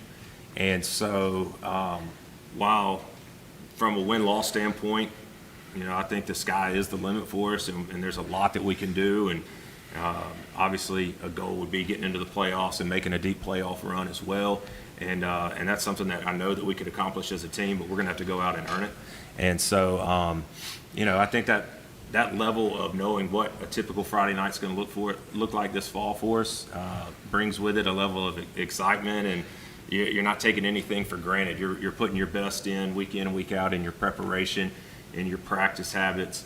But we know that for us, it's going to be about taking care of the small things that it's going to be important to win football games. Last year we lost a number of really close games, a number of really close region games, where you could point to one or two things, which is usually the case in a tight game, one or two plays. But some of those were kind of things that we could have controlled better, I feel like, with better execution on special teams and some of those things. And so we put a lot more emphasis on those things, and know that to beat a lot of the teams on our schedule, it's going to have to be playing all three phases of the game at a really high level.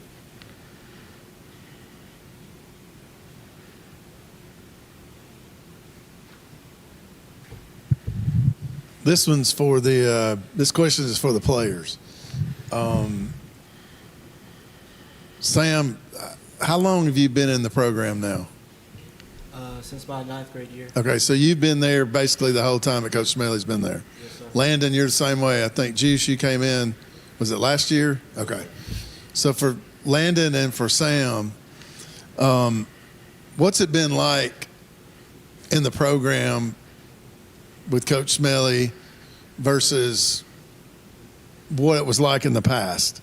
In other words, like I said, I don't want to get any of y'all in trouble, but what's it been like for playing for Coach Smelly for the last, this will be your 4th year for Sam and for Landon. What's it been like playing for Coach Smelly? I feel like now we're a lot more bought in to the program, and I feel like with Coach Smelly, we're much more capable than we would have been. He pushes us to our limits, and I feel like that makes us a better football team. I'd say the same thing probably, but main thing, he's really a good motivator.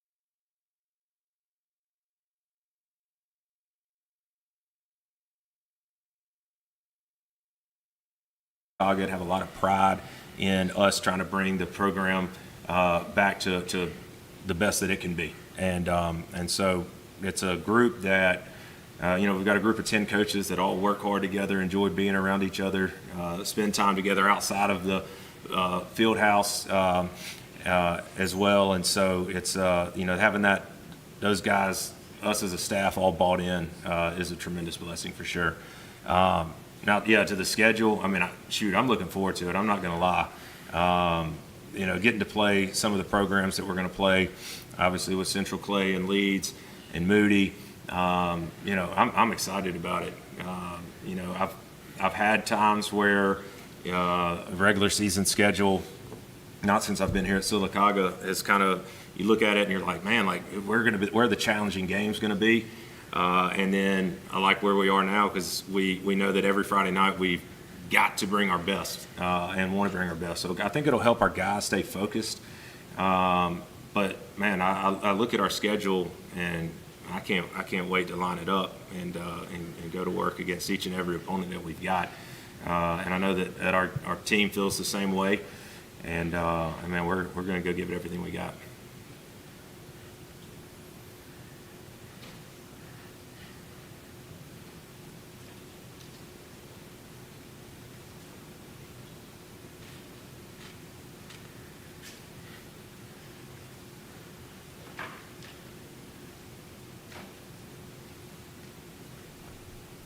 If there are no further questions for Coach Chris Smalley and the Silicaga High School Aggies, that will wrap up this session of the 15th Annual Talladega County Coaches Association High School Football Media Day. Good luck this season coaching, guys. Next up, Lincoln High School. Are you ready to hit the road with an RV but worried about your credit? At Right Way Auto Sales, we make it simple. No credit check required. Bring your ID and your down payment and you're all set. Located on the Motor Mile in beautiful Anniston, Alabama. Right Way Auto Sales has the RV you want for the price you'll love. Come see us or call Chris or Wade at 256-770-4211. Right Way Auto Sales. Travel with freedom the right way. Hi, I'm Sean from Right Way Auto Salvage. Save money on your auto parts. Over 10 million parts in stock. You name it, we got it. Wheels, engines, transmissions, anything to do with a car. Quality used parts for a fraction of the cost of new. Everything comes with a 90-day warranty. Give us a call, 256-831-6760. Why buy new when used will do? Right Way Auto Salvage, Oxford, Alabama. Come and see us. Family owned and operated for over 50 years, Miller Funeral Home is committed to providing families with the finest services for their loved ones, including our newest service, Aquamation. Aquamation is a gentle, respectful, and eco-friendly alternative to flame cremation. Miller Funeral Home is the only facility in the state of Alabama that offers the Aquamation service. Call us or visit our website today to learn more about how we can serve you and your loved ones.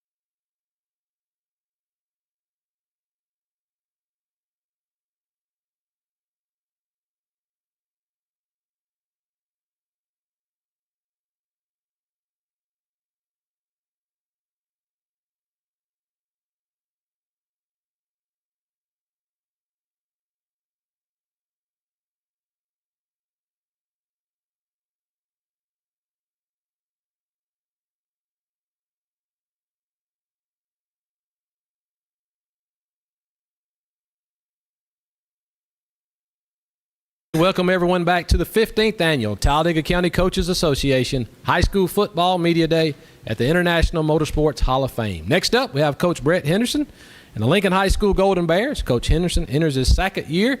Today representing the Golden Bears, we have Nick Catlett, Jalen Adair, and Cade Correct. The Golden Bears open up their season on Thursday, August the 20th at Talladega.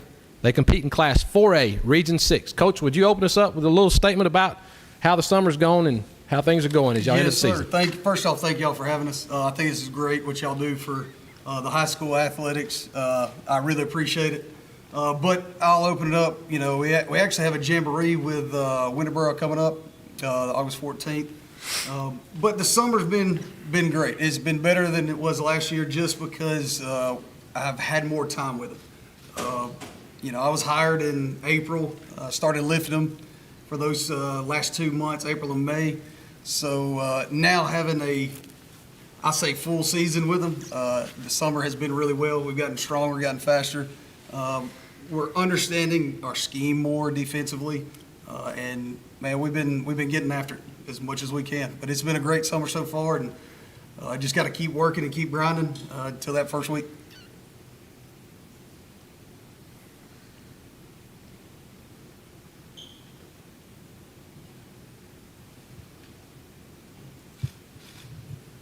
Coach Bruce Carr with the Volt 100.9 WFEB in Sylacauga, and also with WDNG in Anniston, Oxford, 95.1 The Mountain. Coach, this was a reclassification year. Regions changed a lot for a lot of different schools. I think they probably changed for every school, but yes. Talk to us a little bit about, I know you're working on Winterboro for the first game, and then Talladega for the Jamboree, and then Talladega for your first game. But tell us a little bit about what the schedule looks like for Lincoln football this year, and your expectations going into 2026. Well, yeah, like you said, with the new class change, you know, at the end of the day, if you look at our schedule last year, it was very tough. This year's no different. So I personally think we'll be ready for a tough region. They've experienced it. They've been through it. But, you know, at the end of the day, that's out of our control, right? There's nothing we can do about it. We just want to take one game at a time and see where we lead, see where we go. I will say the sky's the limit for this group. You know, at the end of the day, all you can ask for is be the top four to make the playoffs. You know, I don't really see anybody going undefeated in our region at all, just because you know, I think I heard somebody say earlier, SEC top region, and it is. But again, I come to Lincoln for a better challenge, a tougher challenge, right? You can't cower down and run from it. You got to look it right in the eyes and attack it. So we're, like I said, we don't have one game circled on our schedule, anything like that. But you know, it's the next game. You know, who are we preparing for the next week? So that's how we're playing and how we're going to attack this season. Coach, talk a little bit about your numbers overall, how many you got out for football this year, and also these three guys you brought with you, the decision and to bring them, and talk a little bit about what they mean to your program. First, I'll say we're right around 62 total, which the number's down a little bit, but I think it's more or less because of how heavy senior we are. You know, I've got 25 seniors, which is always a blessing for a head coach. You know, their experience, they had to play a lot as freshmen and sophomores, and obviously last year as juniors. But, you know, with 62, we can still get things done. We're going to put everybody we can out there that's going to be successful, put them in the right spots, and let them play fast. But with these three up here, you know, I don't know if you know this or not about me, but I'm really big in the weight room. I think it's very, very vital to your success. Just not only the physical part of it, but the mental part of it. You learn a lot, especially with a man right beside you that's lifted as well. But that's why I chose these three. Now, also too, they've been playing since they were sophomores. I believe two of them have been playing since freshmen. So they've been a part of Lincoln. You know, they have put in, you know, more effort essentially than the others, but not taking away from anybody else. I wish I could bring the rest of the crew in here. I mean, you know, I could just think of a few right off the top of my head. Joel Gaston, you know, Kelvin Orr, plenty, Kyle Johnson, plenty others. But these three, I know for a fact I don't have to look at their reps, right? I know they're in there working. Now, I will say they're a lot more quieter in the weight room than any other time of that day. It's kind of scary, but because they're in there working. And I think they see the difference from the weight program that I've implemented. These three guys are in the 1,000-pound club, but they do what I ask them to do, and that's most important to me. Good character. We do have rough times, just like any other high school kid would have, but at the end of the day, I can go to them, grab them, and say, hey, you need to go get that fixed, and it gets done. So not only are they leaders, but they inspire others in the weight room as well. This question is for the players.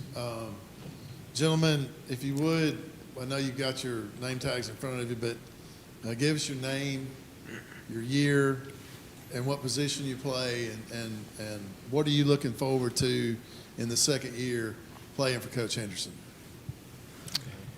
Good. My name is Nick Catlett, quarterback, senior year.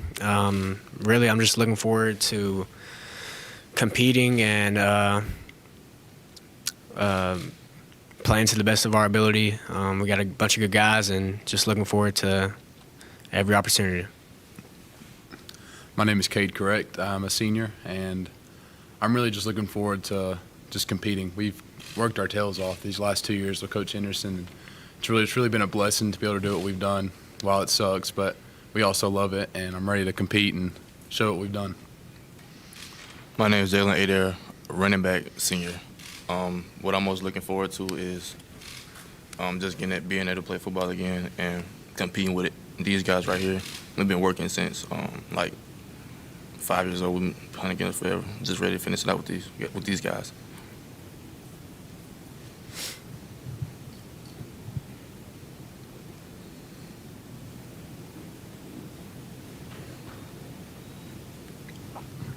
Coach, we go way back for a long time. I've known you when you were at the back. Yes, sir. Real little. And you've done a great job. Give us an opportunity real quick. Tell us a little bit about, and it's something I think a lot of times coaches don't really realize is how much the commitment your family has to make for you to be able to do the things that you do. So tell us a little bit about your family and how much the support you get out of them, and then go into just how much support you're getting from your community. Yeah, like you said, you know me forever, essentially my whole family. But, man, I came, first I'm going to start off with my wife. She is amazing. Football season, I don't have to worry about dishes, laundry, anything like that. But now the rest of the year, it's all me, But no, she's great. She's amazing. She's always there. It don't matter, rain, shine, or what. I know where she's at in the stands because I can hear her and her cowbell. Also, along with either my sister, my half sister, my mother. So I definitely know where they're at. But I've been blessed to be raised the right way. I feel that, and my parents were divorced at a young age, but being in those two households, I learned a lot from both. But I know for a fact, and it's funny, I'll say this story because originally when I applied for the Lincoln job, and I called my dad and said, hey, I put in for it. And he said, are you sure about that? I said, what do you mean? He said, I just don't know how how it's going to be. Well, I hung up with him. It wasn't 20 minutes later, he called me back. He said, I won't say exactly what he said, but it wasn't nothing bad. But he was like, you'd be a coward if you don't go, right? Because he knows that I'm going to give everything I got to be successful. And not for me. At the end of the day, it's not about me. It's about the guys that are around me, right? Trying to mold them to be, they are young men, but to mold them to become more of a man. And I feel like God's put me in this spot to do that. And hopefully I'm doing it the right way, right? Yes, sir. Sometimes they dislike me, but, it is what it is. That's how it goes. But also just the Lincoln community as a whole, man, that's really what pushed me to apply for Lincoln and really strive to get that job was since I was little. My great-grandmother actually worked at Lincoln way back. And, when I'd go there, I'd see a game, say that way, the community shows up. They shut it down. It doesn't matter win, loss column at all. You're going to have support there. and they're going to believe in these kids. They're going to pour out, everything they have into these kids. I can't thank, Lincoln community enough for what they do for us. You, of all people, know how expensive it is to run a successful program. And it takes a lot, and they give a lot. Not just with money, but like I said, showing up every Friday night, loving on them, win or loss, picking them up, telling them, hey, you got next week, win or lose. So it means a lot to me. Hey, Coach, it's Jim Jacobs here with FNN Network. You and I talked after one of your games last year. You guys won, but you had a lot of penalties, and we talked about that going into the region schedule that was following the game that we did. And one of the things that I think really kind of addressed your coaching style that a lot of people will probably like is that you told me, you said, well, if we don't clean it up, we're going to have a really good track team. That's right. Yes, sir. So talk a little bit about that, and maybe the players talk about what it's like to play for a guy who really just demands it day in and day out. Oh, I'll go ahead and start. When I first came in, I was, my hair was on fire, right?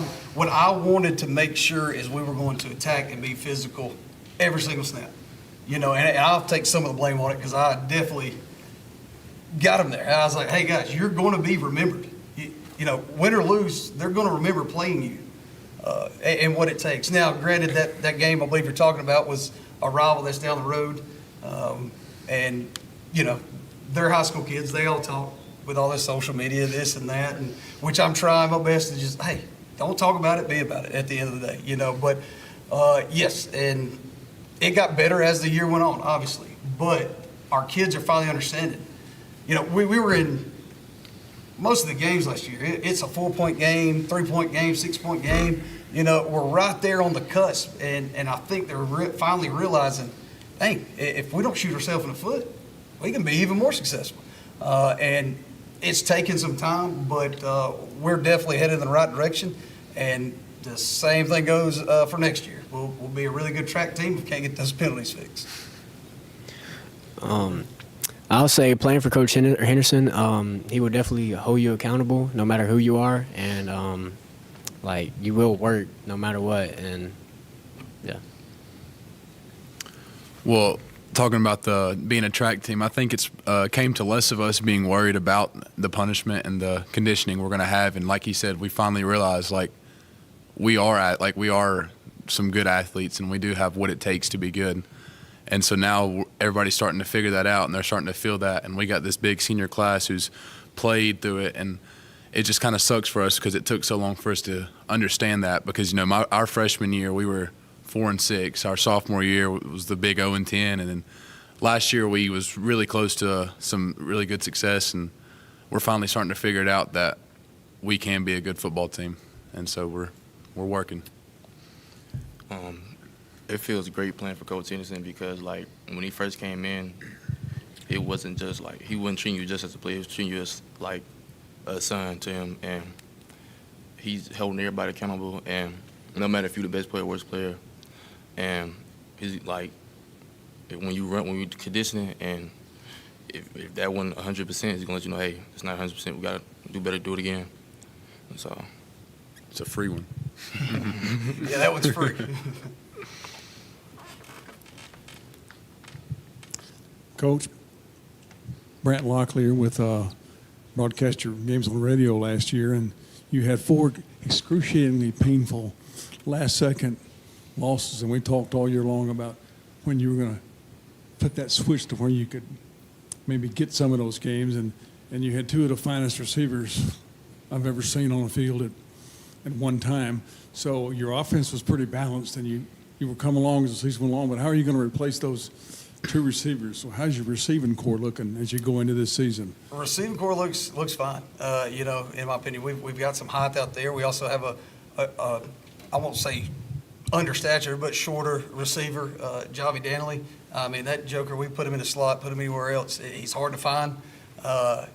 He's doing a great job right now. Hudson Mans, he's another one that we've relied on in the past as well. He's ready for his name to be called. Jackson Thomas, he's 6'3", 6'4". He'll go get a football. He's not afraid to to land on his rib cage or his hip or not. He's going to go make a play on the ball. But also, Jalen said he was a running back, but he's also, I think what makes him dangerous is his hands. We can put him out there at any point in time as well. But it will be hard, I guess you could say, to replace them. But these guys have been sitting there waiting for their chance. And I know they're hungry, and they're going to strive and give me everything they got on a Friday night. We will stay balanced still. We're going to be 50-50. We're going to run it. We're going to throw it. Especially, Nick's got a great arm. I don't think many, high school teams has an arm like that. But at the end of the day, we're going to do what's best for Lincoln High School football. These guys have offers at different schools, and it's one of those things where you kind of want to make sure they still get good film on. But at the end of the day, the most important thing is our win and loss columns, right? So we're going to just keep grinding, keep getting after it, and we definitely look forward to it. Coach, I think this is a neat storyline of what I'm fixing to ask you, and I've always been intrigued by it, and I ask a lot of your friends. But that's never good. It's unique where you're from Alexandria, and who you played for, and the history there in Alexandria. But there are so many of you guys that are out there coaching now that are from the Valley. Give us an idea about your connection to all those guys, maybe your friendship. Do y'all talk about things together, and just what it's like to where you grew up out there? Yeah, well, I don't want to talk too much of it because Lincoln community are real big fans of that team, orange and black. But no, I was blessed to be there. I actually transferred in as a seventh grader. I wish I was there sooner, but just the short time I was there, there was so much influence, on my life with the coaches and with the guys that I'm playing with too. Like you said, I could probably say 9 at least that are either head coach or a defense coordinator, offense coordinator. We do talk about those days, and we bring them up, and there's a few times we're like, man, I forgot about that story, and I'm going to use it next week, So, but no, like I said, I think I said this last year. I was blessed to be coached by Larry Ginn, and at the time you had 2 of the Ginns that were already there that are now there, Todd and Will, Scott, Wes, Ginn, all of them. But they showed me what I was supposed to do, right, in my future, because of the impact they had on me. They always say it takes a village to raise a kid, and I truly believe it. I have great, amazing parents. At the end of the day, those coaches really helped me become who I am. And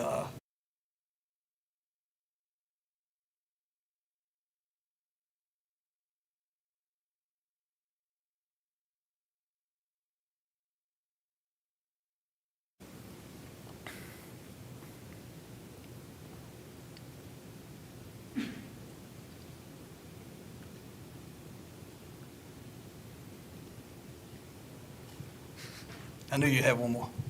No, Okay, last year's your first year as a head coach, and you've been around other guys from Cherokee County and things like that.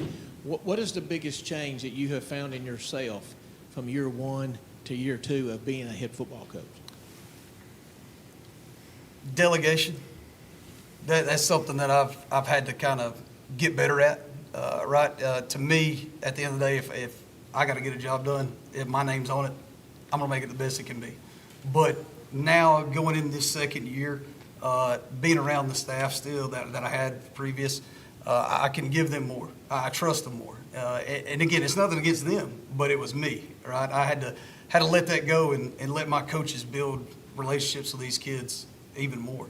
But I think that's the biggest lesson I had to learn from year 1 to year 2 is you can only do what you can do. You got to be able to let go with some and trust everything that's around you. Is that something that you players, is that something that you've noticed from the first year that he was the head coach until now? What are some of the changes that you may have seen? Especially, they all better be positive changes when you say this. So what are some of the changes that you've noticed about your coach who is now just in year 2 of being a head football coach? I don't know if I've changed. Don't be bashful.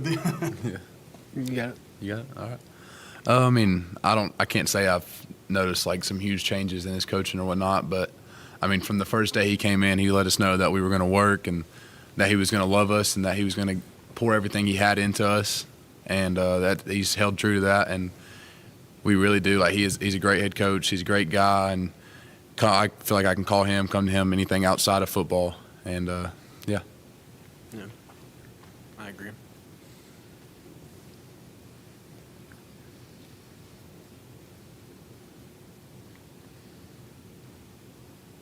Coach, you are going into year 2 at Lincoln, and I've said this to every coach that's walked in here today, without giving away any secrets and giving your future opponents something to work on. Anything that's going to be different that you can talk about from year 1 to year 2, offensively and defensively? Offensively, not too much. Like I said earlier, we're going to be balanced, 50-50. We're going to run, we're going to throw it. But I'll say this, Coach Owens, my offense coordinator, he does a really good job. I mean, last year, you can have some of these guys, they seen us in the Maryland eye, and nobody's even getting in that anymore, in the eye, and we'll spread it out. But I think at the end of the day, we're going to establish the run. We're going to move the ball down the field. Like I said, we got a great arm and a quarterback, got great receiving core. Just keep them guessing as much as possible. Defensively, not too much of a change. I will say I feel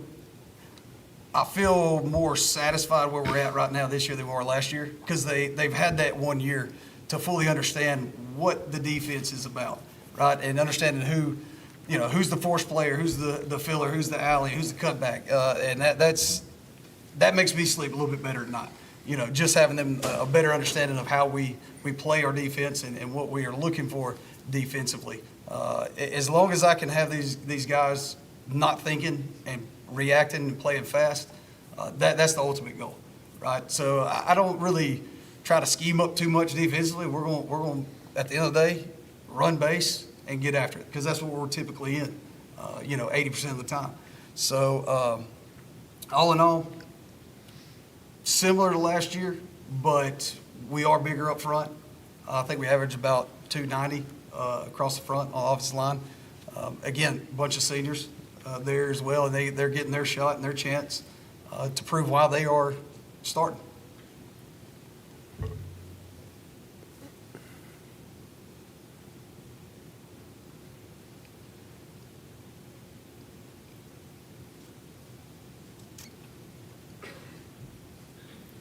Do we have any more questions for Coach Brett Henderson and the Lincoln High School Golden Bears? If not, that wraps up this segment with Lincoln High School, the 15th Annual Talladega County Coaches Association High School Football Media Day. Good luck, Coach and players. Look forward to watching you guys this season. Next up, we have the Winterboro High School Bulldogs. Are you ready to hit the road with an RV but worried about your credit? At Right Way Auto Sales, we make it simple. No credit check required. Bring your ID and your down payment and you're all set. Located on the Motor Mile in beautiful Anniston, Alabama. Right Way Auto Sales has the RV you want for the price you'll love. Come see us or call Chris or Wade at 256-770-4211. Right Way Auto Sales. Travel with freedom the right way. Hi, I'm Sean from Right Way Auto Salvage. Save money on your auto parts. Over 10 million parts in stock. You name it, we got it. Wheels, engines, transmissions, anything to do with a car. Quality used parts for a fraction of the cost of new. Everything comes with a 90-day warranty. Give us a call, 256-831-6760. Why buy new when used will do? Right Way Auto Salvage, Oxford, Alabama. Come and see us. Family owned and operated for over 50 years, Miller Funeral Home is committed to providing families with the finest services for their loved ones, including our newest service, Aquamation. Aquamation is a gentle, respectful, and eco-friendly alternative to flame cremation. Miller Funeral Home is the only facility in the state of Alabama that offers the Aquamation service. Call us or visit our website today to learn more about how we can serve you and your loved ones.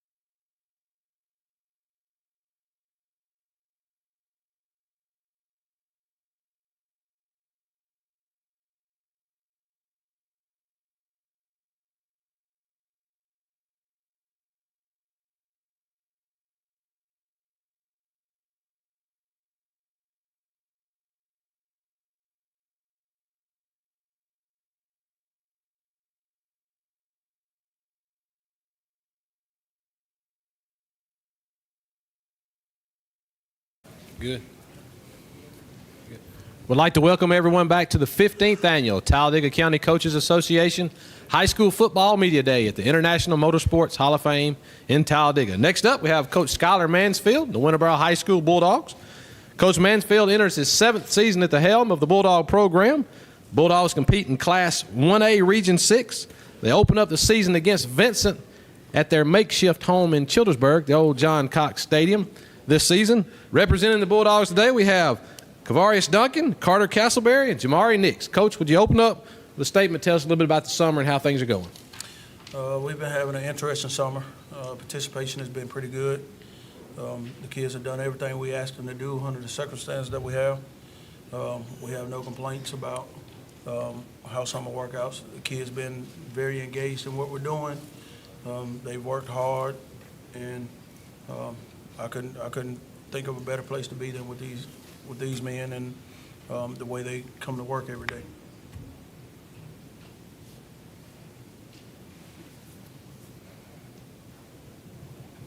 Coach Dave McCurley with Radio Alabama Sports. Since that tornado come through a couple years ago, it seems like Winterburg got mad. You put a lot of blue maps in the trophy case with the track and field and the girls basketball. You got great athletes in Winterboro. Talk about these 3 great young men that you brought. And I also wanted to ask how hard it's been on you with playing all of your games somewhere else the last couple of seasons. It had to have been tough. Well, to start off with these young men, I'm just blessed to have the opportunity to coach these young men. And we say young men, but the way they carry themselves, I call them men because everything they do, they go about business the right way. They carry themselves like adults. The things that's being asked of them, they do them as adults.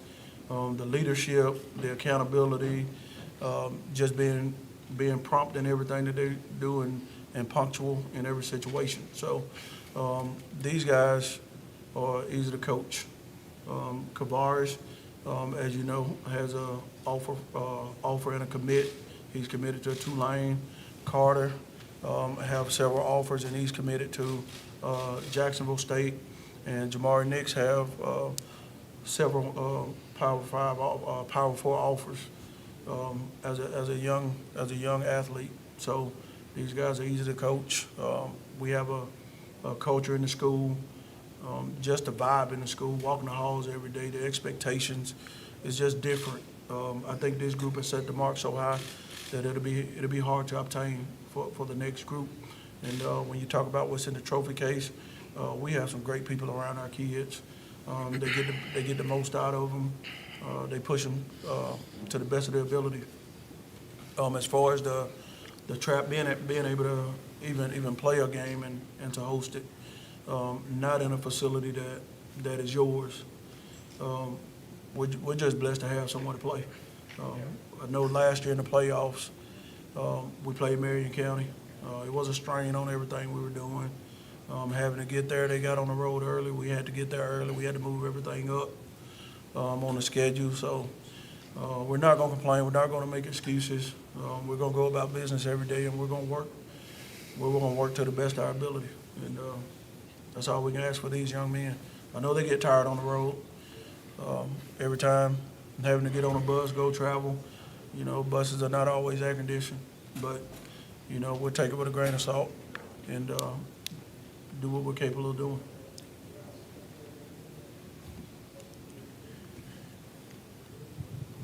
Coach Bruce Carr, the Vote 100.9 WFEB Sylacauga. Welcome back for another year. I know it's not easy doing what you're doing, having to go to Childersburg for all your home games. But does that really matter? I mean, I know it matters, but at the same time, Coach, you're getting to play football. Does it really matter where you go? Or I know you'd love to be at home, and like you said, the players have to get on a bus and travel everywhere, and that probably gets old, I can imagine. But does it really matter at the end of the day that you guys are having to go somewhere else to play, or does that make a difference? Well, when you're hosting it, you have to make accommodations for the visitors. You have to make sure security. You have to make sure everything works. You have to go through all your pregame stuff. And, as the head coach, it's things you have to do besides football. yeah, you prepare all week long, but you still have to keep check on everything and make sure everything is in place to play the game. I mean, we look at the track situation. I would love to just be able to get on the bus and go play places and not have to worry about cleaning up, not have to worry about cleaning up a locker room or anything like that. But you know, we're just glad to be playing. But you know, as far as the mental capacity of having to get these guys over there, having to tote their equipment, we're having to get set up. You know, it takes a toll. Now, on the flip side of that, Coach, this will be your second year you've had to go to Childersburg and play all your home games. And I appreciate the administrations from all the schools working with you guys to make sure you do have a place to go, because that's very important. Now, on the flip side of that, what does it look like for next year? Do you know yet as far as what's going to be happening at Bulldog Stadium and what's going on with that? They're doing a great job of getting everything in line. You know, that's not my focus. There are people in charge of that, and they do a great job at what they do. So I'm just grateful that they're actually giving these kids something to be proud of, because I know what the rendering looks like. It's going to be a beautiful facility. So I'm grateful. I think these seniors can answer that better than me, because they're the ones that's having to have this experience of not having a home stadium for 2 years. Will it be ready next year? To my knowledge, it will be. Okay.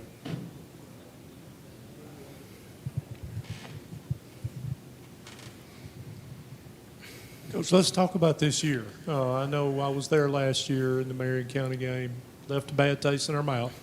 But going into this year, how has that motivated you and these seniors to be leaders? And talk a little bit about your football team coming in, how many numbers you got out there, and the season upcoming. Right now, I can't even tell you what the numbers are accurately, because it wouldn't be true.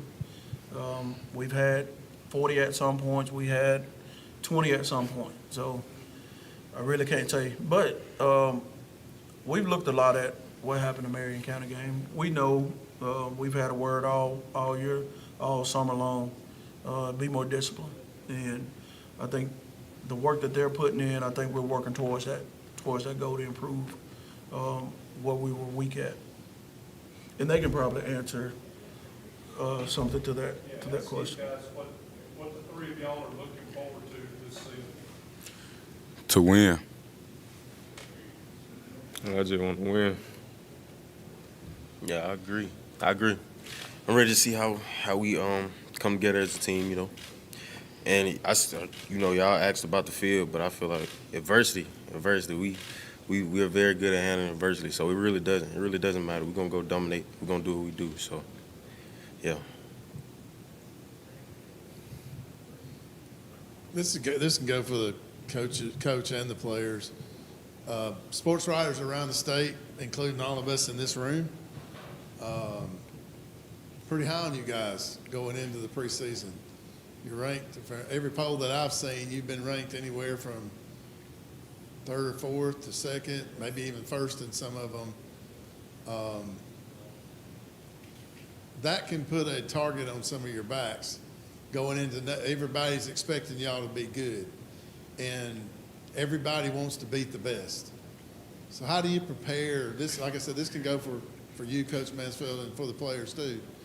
How does that go into your preparation, knowing that, again, you do have a target on your back, and people want to beat you because of who you are and what you've accomplished over the last several years, and the fact that you are ranked, quote unquote, very high in the 1A division. What is it going to take?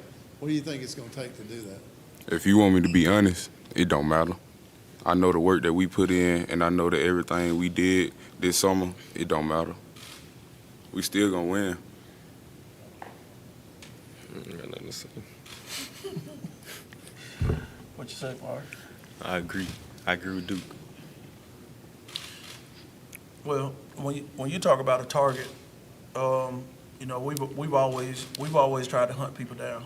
We've always been the people chasing. So whether we're ranked 1 or whether we're ranked 10 or whether we're not ranked. It's not looked at as a way of respect or disrespect, because either way we still have to play the game. Either way, the way we prepare is still going to be the same. We're not going to change anything just because of a ranking. It's an honor and a blessing to even get the exposure, especially from a program that went 3-7.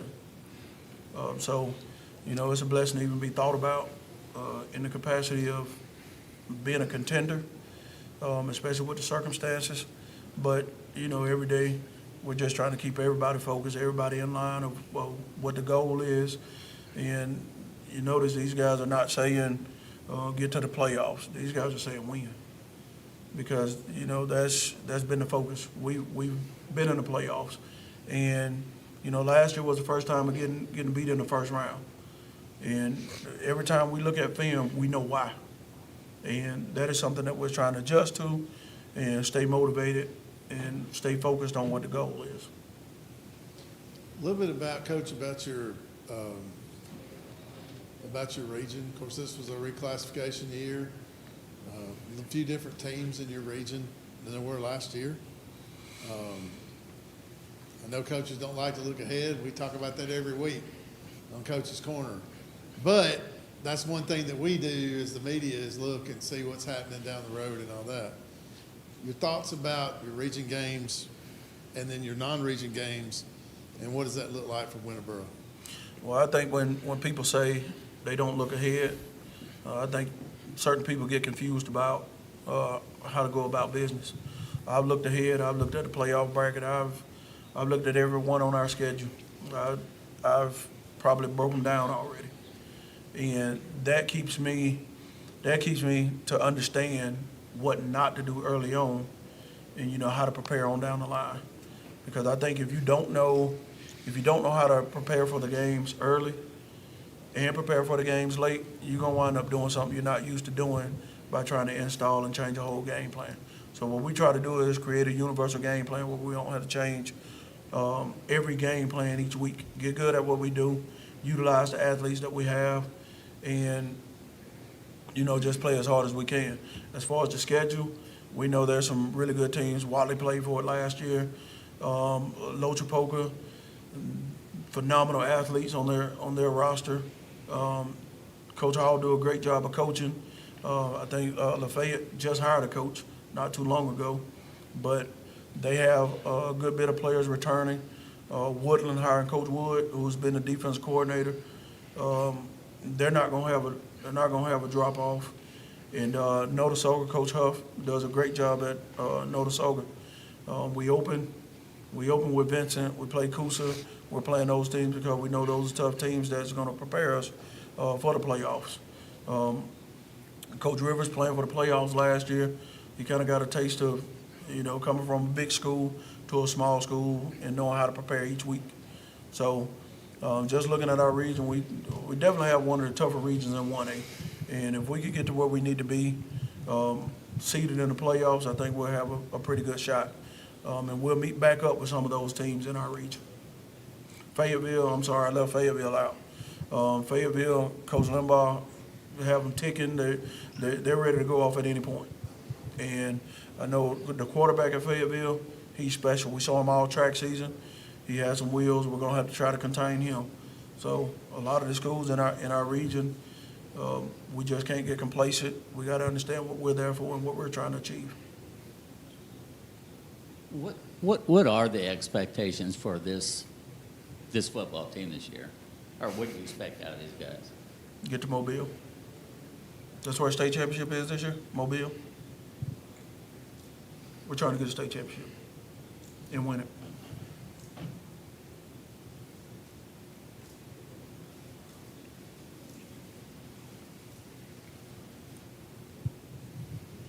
Coach, talk about your coaching staff. You actually got a new member that has been helping us out too, but talk about your coaching staff as a whole.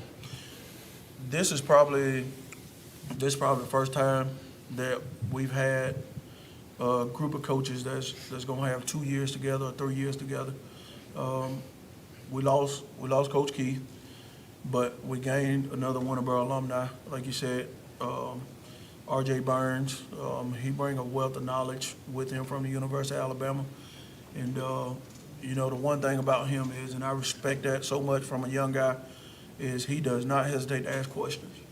He studies, he gets there early, he stays late. He's even got a taste of what it takes in the coaching world, having to go and pick kids up and take them home. Just being another resource. He's managing our social media stuff, which he's good with the media relations part. So that's going to be good. Terry Mason is returning as our offense coordinator. I think he's going on year 3 or year 4. Matt Lipham joined us last year. He's our defense coordinator, so he has a year on his belt. Coach Reeves, we brought Coach Reeves out of retirement.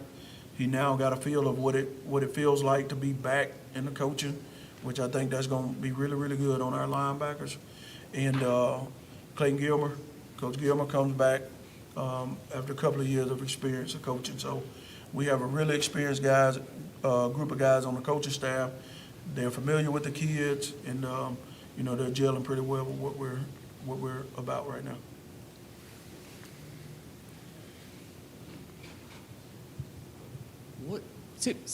What makes you one of the better teams in the state right now? Well, I think these guys that's here, these guys have been playing since they were 8th graders.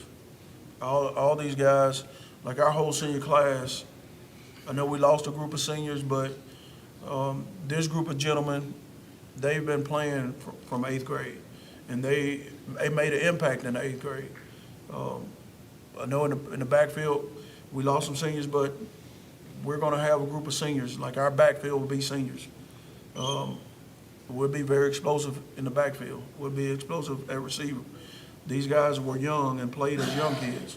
So I think that is going to create a problem for someone because we're able to put these guys that already have 3 and 4 years experience under their belt on the field compared to somebody that's playing new guys.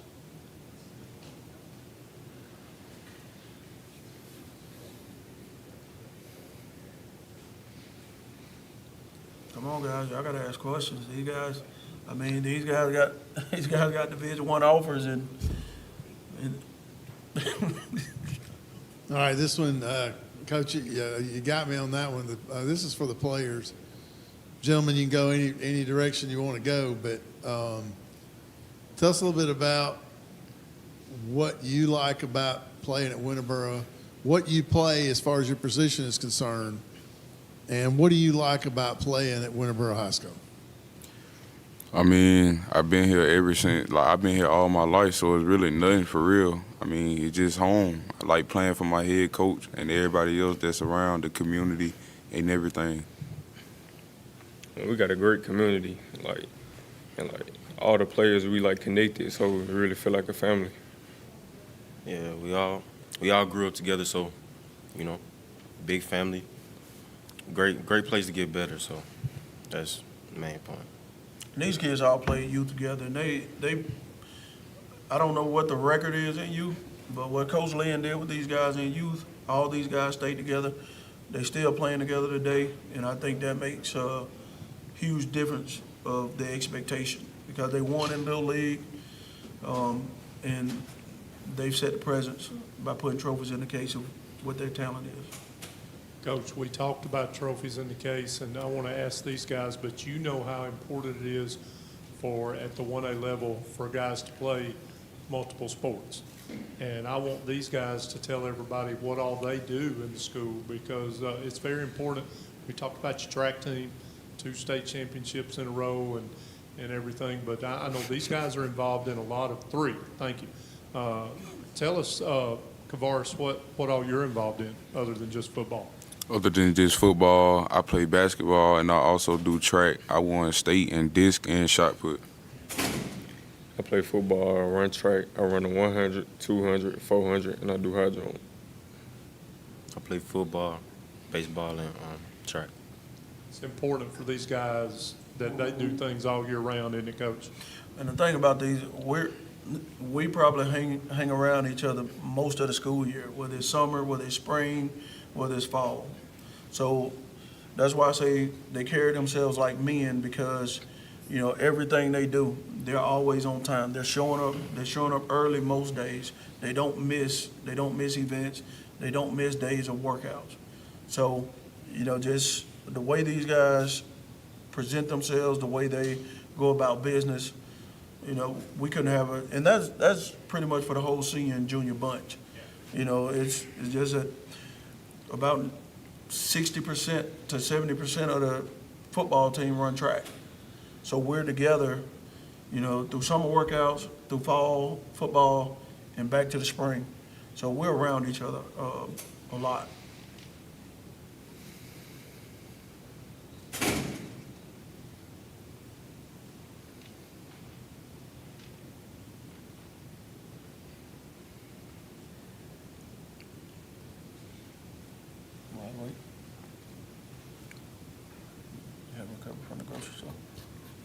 If there are no further questions for Coach Mansfield and the Winterboro High School Bulldogs, this will wrap up our session with Winterboro High School. Next up at the 15th Annual Talladega County Coaches Association High School Football Media Day will be Coach Darrell Smith and the Mumford Lions. Coach, good luck to you guys this season. We'll be looking forward to following the success of the Winterboro Bulldogs. Thank you. I appreciate all you do. Looking to transform your outdoor space? Look no further than Bama Sheds. As a family-owned and operated business, we understand your needs. That's why we offer no credit check rent-to-own options. Enjoy free delivery and setup within 35 miles of our 4 convenient locations. Whether you need a shed, pole barn, garage, or carport, we've got you covered. Visit our website at bamasheds.com or call 256-268-8484. Bama Sheds, where quality meets affordability and your outdoor dreams become reality. Are you ready to hit the road with an RV but worried about your credit? At Right Way Auto Sales, we make it simple. No credit check required. Bring your ID and your down payment and you're all set. Located on the Motor Mile in beautiful Anniston, Alabama. Right Way Auto Sales has the RV you want for the price you'll love. Come see us or call Chris or Wade at 256-770-4211. Right Way Auto Sales. Travel with freedom the right way. Hi, I'm Sean from Right Way Auto Salvage. Save money on your auto parts. Over 10 million parts in stock. You name it, we got it. Wheels, engines, transmissions, anything to do with a car. Quality used parts for a fraction of the cost of new. Everything comes with a 90-day warranty. Give us a call, 256-831-6760. Why buy new when used will do? Right Way Auto Salvage, Oxford, Alabama. Come and see us. Family owned and operated for over 50 years, Miller Funeral Home is committed to providing families with the finest services for their loved ones, including our newest service, Aquamation. Aquamation is a gentle, respectful, and eco-friendly alternative to flame cremation. Miller Funeral Home is the only facility in the state of Alabama that offers the Aquamation service. Call us or visit our website today to learn more about how we can serve you and your loved ones.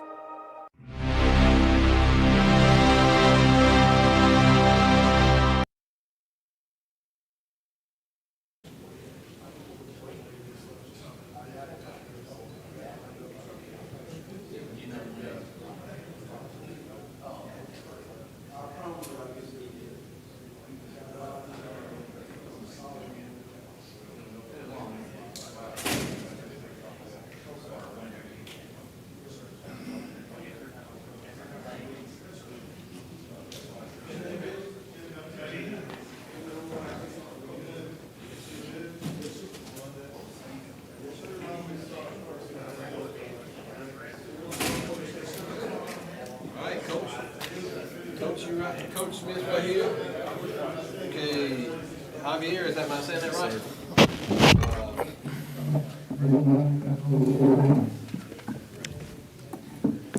Yes, sir.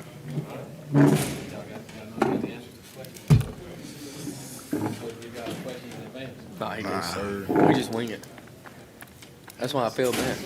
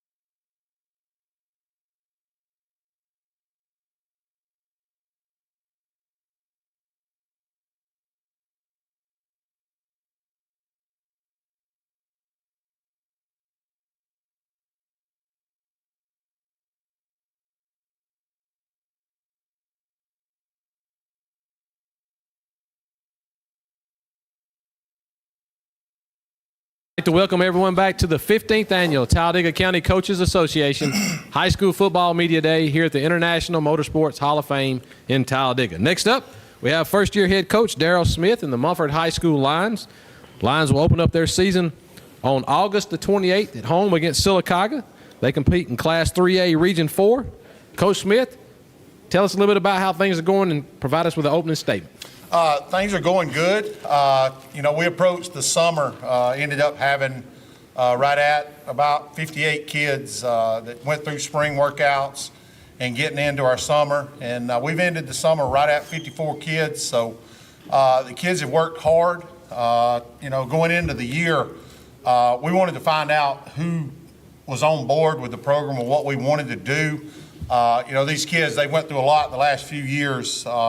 We got 13 seniors returning from last year's team that actually played a big role the last few seasons and got lettermen that actually lettered the last few years. Their freshman year, they wasn't able to win but 3 games. Their sophomore year, I believe 2 games. Their junior year, won only 1 game. So, going into the season, I want to identify those people that want to be able to stick through hard times and get this program back going on the direction that the community wants and the way that we expect the program to go. And these 13 seniors that we've got, they've stood up and done that. Over our summer program, they've come in and I set up the 21 days that they were available to do workouts. I asked them to make 18, and 92% of these kids, of them 56 that come out, made that percentage-wise. And in that 3rd week of July, we come in, these kids have already made their mandatory weights, but these kids showed up, these 4 and this other group of seniors. So I'm very excited about the leadership that they're going to get because they've been through them hard times. They've seen what it's like. It's easy when you get out there when things are going good, everybody wants to be a part of it.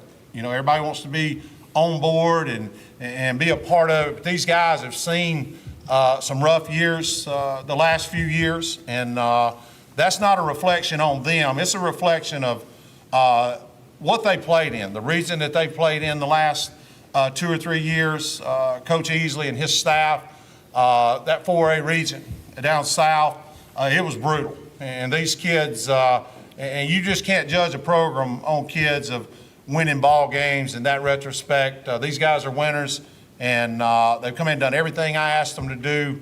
And we're excited to get into August, get in the first days of pads, and let's just see what the season brings.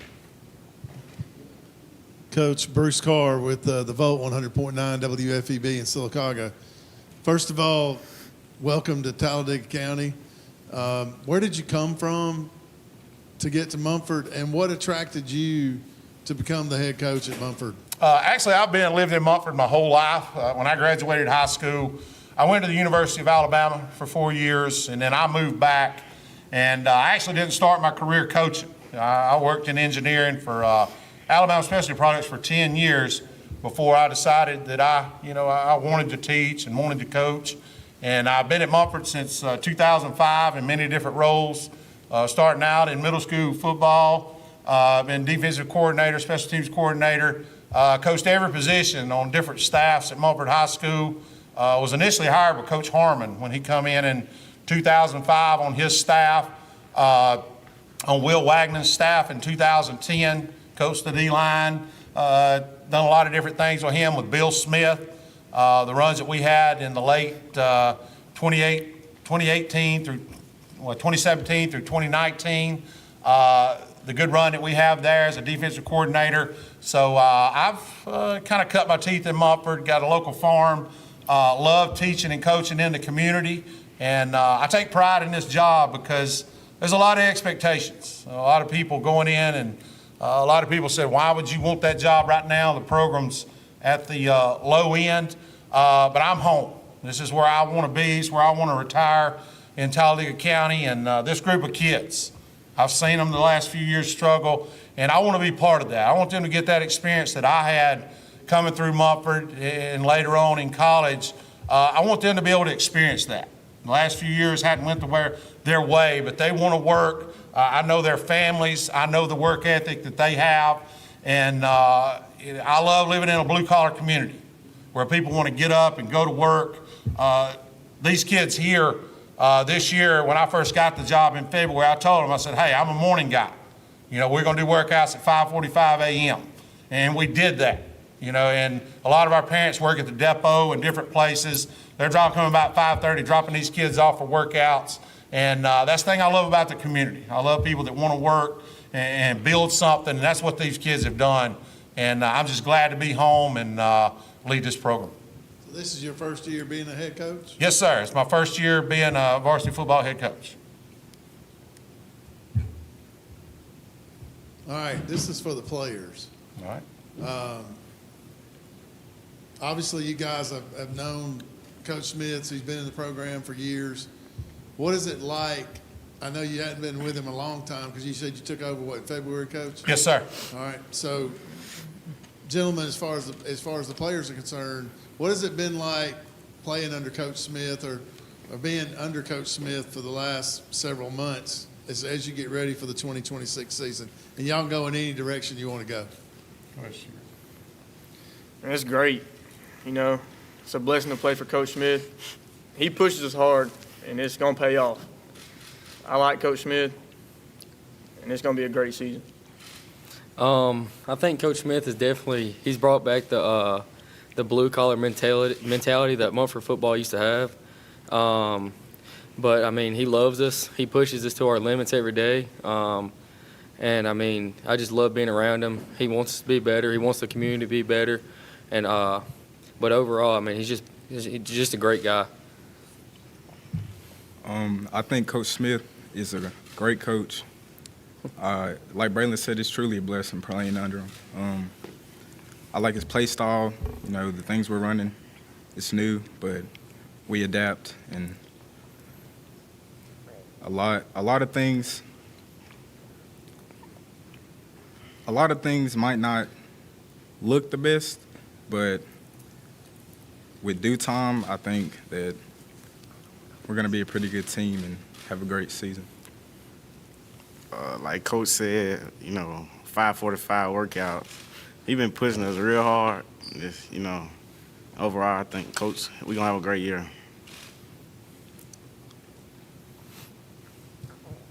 Hey, Daryl, Jim Jacobs, FNN Network.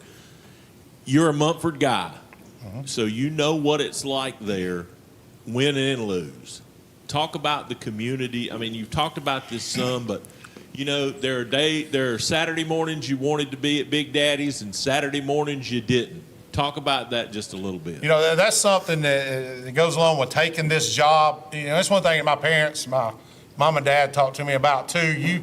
I've took the role of, you know, softball coach and being a coordinator and different things in the community, you know, winning and losing softball games. You know, we've had a lot of success there. And but you get to talking about football, you're talking about a lot of the old timers that come up through the 60s. And my dad and them, you know, one of the only undefeated seasons that Mumford ever had was in the late 60s, like 66 to 68 or 66 to 67, 68, in that period. And these people, you know, they look back and you know, they have them expectations. I come through in the late 80s, early 90s, where you was in the playoffs every year and you was competing. And as I come into a coaching standpoint in 2005, when Coach Harmon hired me, you know, and like you said, back then there was just one grocery store in Mumford, but on Saturday mornings, you know, we'd have a big game and win. I would want to get out in the community and go out and see people and talk to people. But also, you know, there's been one or two rough years. I know with Coach Bill Smith, his last year in 2018, our first year, we transitioned to 5A ball. We had some kids transfer out, and it was just a big mess. Ended up going like 3-7. And you talk about the difference of getting up on Saturday morning and going to Dollar General or wherever. You got to see these people in the community, and they hold you accountable. You know, and that's one thing I talk to these kids about. You know, the pressure's on me to win ball games, and that's one thing I'm gonna do. I took this job knowing that, you know, and I'm willing to accept that. I always have. I don't fear failure, and that's what I want these kids to get. You know, and when they get to the point to where, you know, it's helping me, they want to help me. be held to a higher standard in the community, that's when things are going to start going good. You know, these 13 young men that I keep talking about, these seniors, man, they've seen the rock bottom, and that accountability, I think, and I want to build that relationship with them where they don't want to let me down, and I don't want to let them down. You know, and I told them that first play of a ball game, you got to come out. Things ain't going to go your way, but how you respond and when you get hit and you're bouncing around, things ain't going your way, how you handle adversity, that's the main thing I want the community to understand. And I told me and Coach Easley still talk a good bit, and Coach Easley, this transition that he's done with me of getting this program handed over, he done everything in his thing to help me. You know, and I feel that the community the last few years, we kind of let the program down. And I say we, me, because I've got kids that go to the elementary school and, you know, in support of the community, you know, that's something that we've got to do as a community. Things are going good, you get on board. Things are going bad, you still got to get on board. You know, and it goes back to the success we have is going to help build that youth program. And if you look back when these kids were in like 4th, 5th, 6th grade, there wasn't really a youth program, you know, 7, 8 years ago. And that's a direct response of where we're at as a community. We're having to rebuild that. And I think we're in our 6th year of our youth program, getting back to where it goes. And these kids want to be a part of that.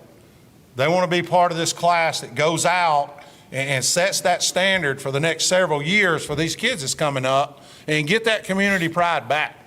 Because now you've got kids, and I tell these guys like this, I want these guys that want to wear red and white. You know, I don't want a kid that's going to come in here shopping, looking for the next best deal. Am I going to go to a Calhoun County school? Am I going to go to a St. Clair County school? I don't want kids like that. No matter how good an athlete they are, I want Mumford kids that want to commit to wearing that red and white and have pride in it. Because like Jim said, you go out in town after a bad ball game, people are going to look at you. You know, it's going to be embarrassing at times. But when we get to the good times, all that's going to outweigh the negative. And that's what I keep trying to sell to these kids. You know, I went out on a limb here. I'm doing something I love to do. Been a dream job of mine, and I got turned down this sucker about 3 or 4 times. So this is my opportunity to get it done, and I plan on getting it done. And I appreciate the leadership of these guys to help me do that.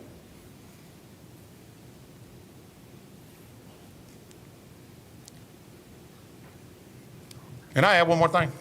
You know, it's hard these days, and I've talked to a lot of coaches. We were down at the coaching convention this past week, and coaches talking about players leaving. And I told you, I want to get in Talladega County, I think our Talladega County school system is one of the best in the state academically and all the way across the board. And I want kids that come into Montford, I want them to buy into what we're doing and want to be here. Kids that go to Lincoln, they should have that same mentality. They want to represent the black and gold. B.B. Comer, Winterboro. Instead of kids just jumping around trying to find other homes, find that community spirit. It's gone in college football now. I remember when I went through the University of Alabama in the early 90s, 92 through 94, you know, I was there, most of the guys that were there because you loved Alabama. You were getting an opportunity to do something that you loved. And now it's more of the highest bidder, and these kids are going. And I don't blame the kids. You take a parent that's struggling, barely making ends meet, they get this, somebody going to give them $100,000 to go transfer. You can't blame the parents. You can't really blame the kids. But high school football is something that I find is one of the purest sports that we've got right now. And I feel that the way all this NIL crap, Georgia's doing it, Tennessee's doing it, Mississippi's fixing to do it, and I'm hoping Alabama holds their ground and holds out on that so that our small communities like Montford and the ones in Talladega County can keep our kids and build that reputation, not worry about them going up the road somewhere else and playing just because somebody may have offered or something. They may have a different curriculum in school or things like that. And I'm not knocking anybody that does that. I'm just saying that's the point that I want to get this Montford program to where kids don't want to do that. Parents don't want to do that. Our schools will be so good, our athletic programs are going to be so good that they want them to be there. So that's kind of my mission. And it goes, all of it ties back to winning games, I know that, but it goes above winning games. It's about building character and building pride in the community, and that's one thing, that's my number one goal this year, is to get that done. What kind of memories do you have of playing football for Montford? I got a lot. Still a lot of the friendships and over the years, and that's one thing I think about my football journey from Mumford, playing sports and going to Alabama and everything, the people that you meet and the relationships that you have with people.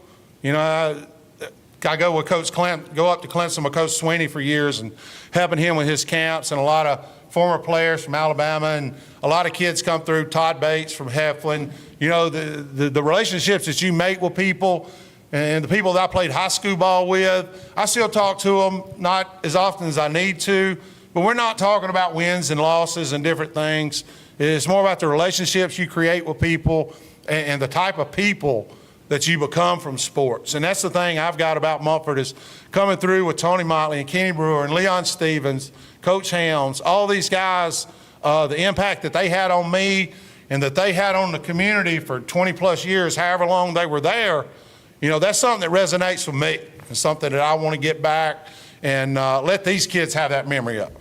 Lord knows, I probably won't be around here 20 years, but, get that going and give them something. Let the community be proud, because all their kin folks, I know a lot of their people that's come through Mumford, coached some of them, went to school with some of their aunts and uncles and different people, and, just seeing the traditions that we had and building that relationship with people in the community, that's probably the biggest thing that I took away from my high school experience. Coach, Jim again with FNN Network. Each year when we build our schedule of games we're going to go do, the biggest or the question we probably get asked the most, are you guys going to do the Lincoln-Mumford game this year? You knew you weren't going to get out of here with not being asked about talking about that game. And to the players, I'm curious what the game means to you guys now versus maybe what it meant all those years ago when Coach Smith was talking about it. I'll start with that, and I love rivalries. Back in the late 80s and early 90s, it's Mumford, Lincoln, and Heflin. You had 3 or 4 teams that was a big rivalry too, because they might have been in your area, anything. And with Lincoln growing the way it has, in football, you've kind of stayed a class ahead of us as far as in the like 4A, 5A. Now we're 3A, they're 4A. Not any area competition, but it's still a big rival game. A lot of people from Mumford, maybe going to Mumford now, went to Lincoln in high school and different things, and that's a big rivalry to me in any sport that we do with Lincoln. But guys, you take them one game at a time. Right now, that Lincoln game is a big rivalry, but that's week 5. Right now, we're focused on getting to Sylacauga in that week 1, and then we get into area play with Childersburg, Weaver, and different things. Then you get to that Lincoln week, what they call Lincoln Hate Week or Mumford Hate Week or whatever it is. It's a good old-fashioned rivalry, and that's things that I like. That's what keeps the sport going. The SEC, they're talking about splitting everything up, and there was a possibility with the big thing that Alabama and Auburn might not play. That's a travesty to sports to me when you take it to where, your old-time rivalries are not playing and it doesn't mean something to you. Yeah, that Lincoln game means a lot to me, means a lot to these players. But, that's another game on the schedule. There's a lot in between because over the years I've had a lot of success against Lincoln. I've lost some games to Lincoln. Really one of the low parts of my coaching career back in probably 2018, I guess. I was defense coordinator at Bill Smith's staff, and we had Lincoln backed up on a 2-yard line. And it was fixing to punt with like 2 minutes to go, 4th and 28. Griff may remember this. They threw, I called cover. I had to cover 3 covers. Anyway, we blew a coverage and ended up doing a hook and ladder and going 98 yards on 4th and 28.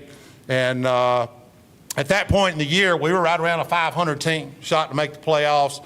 But you talk about demoralizing, losing to Lincoln, and like Jim said, having to go out in the community the next day. It was probably a month or so before I could get out in the community, giving up that play. And but that game, it does mean a lot. And, just to families. It's a good spirit-filled week. And, we look forward to hosting them this year and coming to Mumford, looking for a big crowd. And these kids, I want them to be a part of that and be big. I think the last 2 years, I think we split. I think it was sophomore year that we beat Lincoln. Then last year they beat us. So this is got to be the Trump game where we can see kind of, who goes out on top in this senior class. Yo, add to it. I talk a lot. You know, like Coach Smith said, it's game by game. There ain't a pinpoint on Lincoln. But like he said, it's an old-fashioned rivalry. It just gets everybody together and gets everybody out just to see, you know, how the teams are now. I just see him as another game.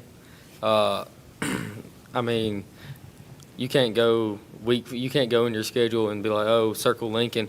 It's the only game you care about. No, we just see him as another game. We go out there on a Friday night and just play our ball. The week we play Lincoln, it's a great school spirit-filled week. I think for both schools, but like Braden and Coach Smith said, it's just another team on the schedule.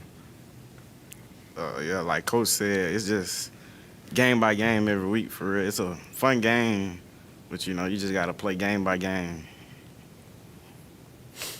You know, and that's our focus going into the year. Right now, we're not so focused on Silicon. We're worried about working on us. You know, and when you start focusing on certain things in life, I don't care if it's sports or what it is, if you don't take care of the little things, those big things ain't gonna matter.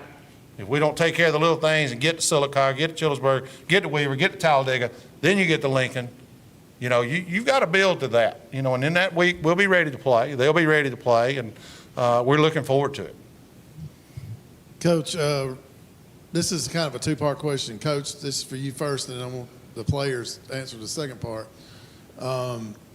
You've been a coordinator, assistant coach for many, many years. Now you're the head man. What about offensively and defensively for the Mumford Lions in 2026? Well, basically right now we're introducing a lot of new things to them. Strictly Coach Easley, the past few years, they've been a zone team. And one thing I'd like to say is our offensive line, I've been tickled to death with the progress that they've shown. Caden Watts, Caden Thornton, Gary Key, these seniors have stepped up, and they've had to learn a whole different transition of a zone blocking concept. And we're developing a wing tee mentality. Not saying we're going to run the wing tee, but we're going to develop that mentality of putting our hand in the dirt with our short traps, our pulls, our kicks, our logs. And, you know, after we develop that mentality, we're going to see what we can do. You know, we've got athletes that can run the ball. We've got speed. We've got a quarterback that can throw it or run it. We've got receivers that can catch it. But these big guys up front, the way they've adapted and the way they're coming along, that's been the biggest surprise to me, that adjustment that they've made. And we talk about the blue-collar mentality. I'm not about just being pretty and just scoring points. You know, we want to get out and do it in a way where we're wearing the others down. You know, defensively, we want to be physical. You know, I told Andy McWibb's going to be our defensive coordinator. You know, we're going to find 11 tacklers that swarm the ball, and we're going to find a position for them to play. You know, and defensively, you know, we'll base out of a 3-4, but there's a lot of different things we can do out of it. Depends on how our D-line comes along. We got some young guys working there. Some of our offensive linemen are going to have to play both ways. So we just want to be a physical defense, and the offense is physical. And if it means that we got to put our hand in the dirt, get too tight end unbalanced and do it, or we get in a spread and be able to do it, we've kind of got some options there that we're going to do, and we're going to be kind of multiple with that. All right, for the players, I don't care which way you go. If you would, give us your positions that you play and what you're looking forward to in 2026, and so far, again, what it's been like to be under Coach Smith. I play wide receiver, linebacker. You know, just looking forward to getting through the practices and getting to the Friday nights. It's all about want to. You just got to have the want to go get it. I play quarterback and outside linebacker. He plays quarterback until he scores points. He might get to play some linebacker. He's playing with y'all. I'm looking forward to just going out there and winning ball games. This group of seniors, we've been together for a long, long time, and I think we can go out there and win a lot of ball games and shock a lot of people. So that's just what I'm looking forward to. My name is Javier Curry. I play running back and linebacker. And this year, mostly I'm looking forward to just going out, playing my best game every game, and hopefully we bring back a lot of wins, a lot more than last year. And I think we got the team this year to do it and the right coach. I play running back and free safety. And this season, I just hope we have a great season. I'm looking forward to a great season.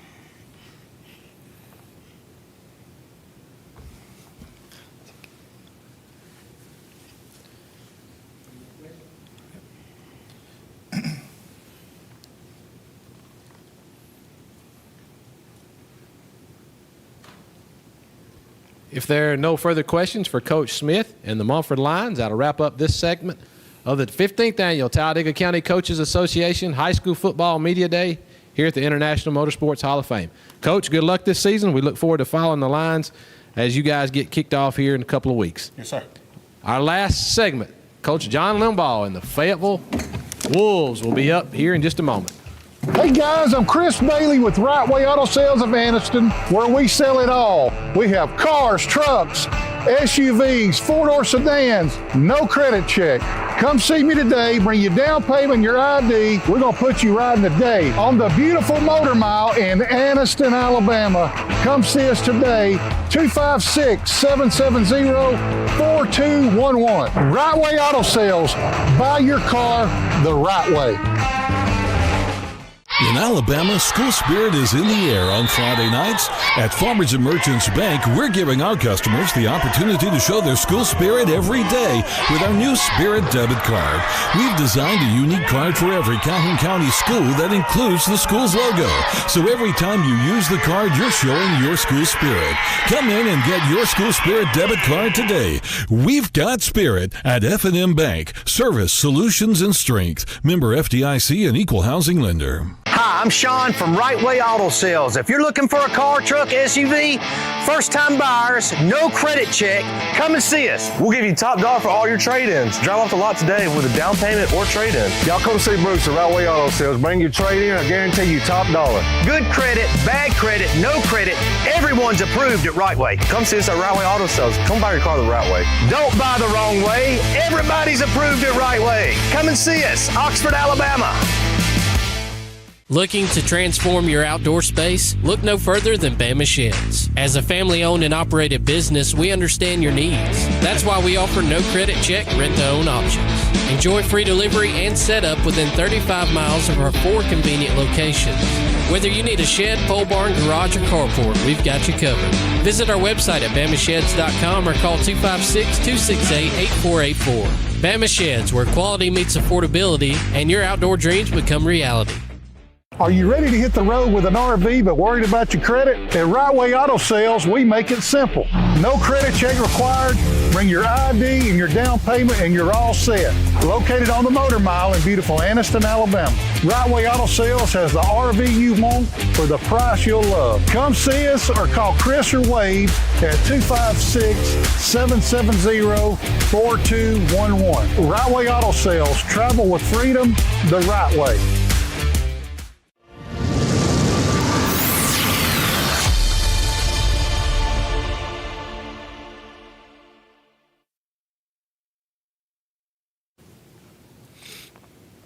We'd like to welcome everyone back to the 15th Annual Talladega County Coaches Association High School Football Media Day at the International Motorsports Hall of Fame here in Talladega. Our final segment of the afternoon, the Fayetteville Wolves and head coach John Limbaugh, who's entering his 15th season. Coach Limbaugh is the only coach who's been to all 15 of these media days. Coach Limbaugh and the Wolves compete in Class 1A Region 6. They'll open up their season on the 21st at home against Coosa Central. Representing the Wolves this afternoon, we have Presley Duke, Eli Burns, and Carter Goins. Coach, would you open up by just telling us a little bit about how things are going this summer and preview the upcoming season? Absolutely. Well, first thing I'd like to say is thank you to Griff Hill for this organizing this event. It's a wonderful event. Like I said, I've been coming to 15 years off, and this is the first year here, and the Motorsports Hall of Fame. How nice is this? Well, thank Griff for doing that for us. Also, I work for some of the best people in the state of Alabama. Dr. Suzanne Lacey, Kelvin Cunningham, they just do a great job for sports in our county. Want to appreciate them this morning and this afternoon, rather. And also, thinking about people that help us, I got the best principal in the state of Alabama. Michael Penson and Hunter Millard, our assistant principal, they do a great job. But you can't have a football team, you can't have sports without support. And that's why I lift those guys up, because they give us the support that we need, and they're behind us the whole way. and, said something about summer. That's not possible without people supporting you. Our players have great parents. These parents are always out there working for them, supporting us. We've had to do a lot of fundraisers, and the parents are right there helping us along the way. Nobody gripes or complains. They know what we need, and they work hard for it. So, but we've had a great summer. Going back to that, we've had 707s this year and done a great job of competing in those. And just looking forward to, our Jamboree game coming up on the 14th against Verbena. We're looking forward to that. And then, of course, at Griff said the 21st with Coosa Central coming in.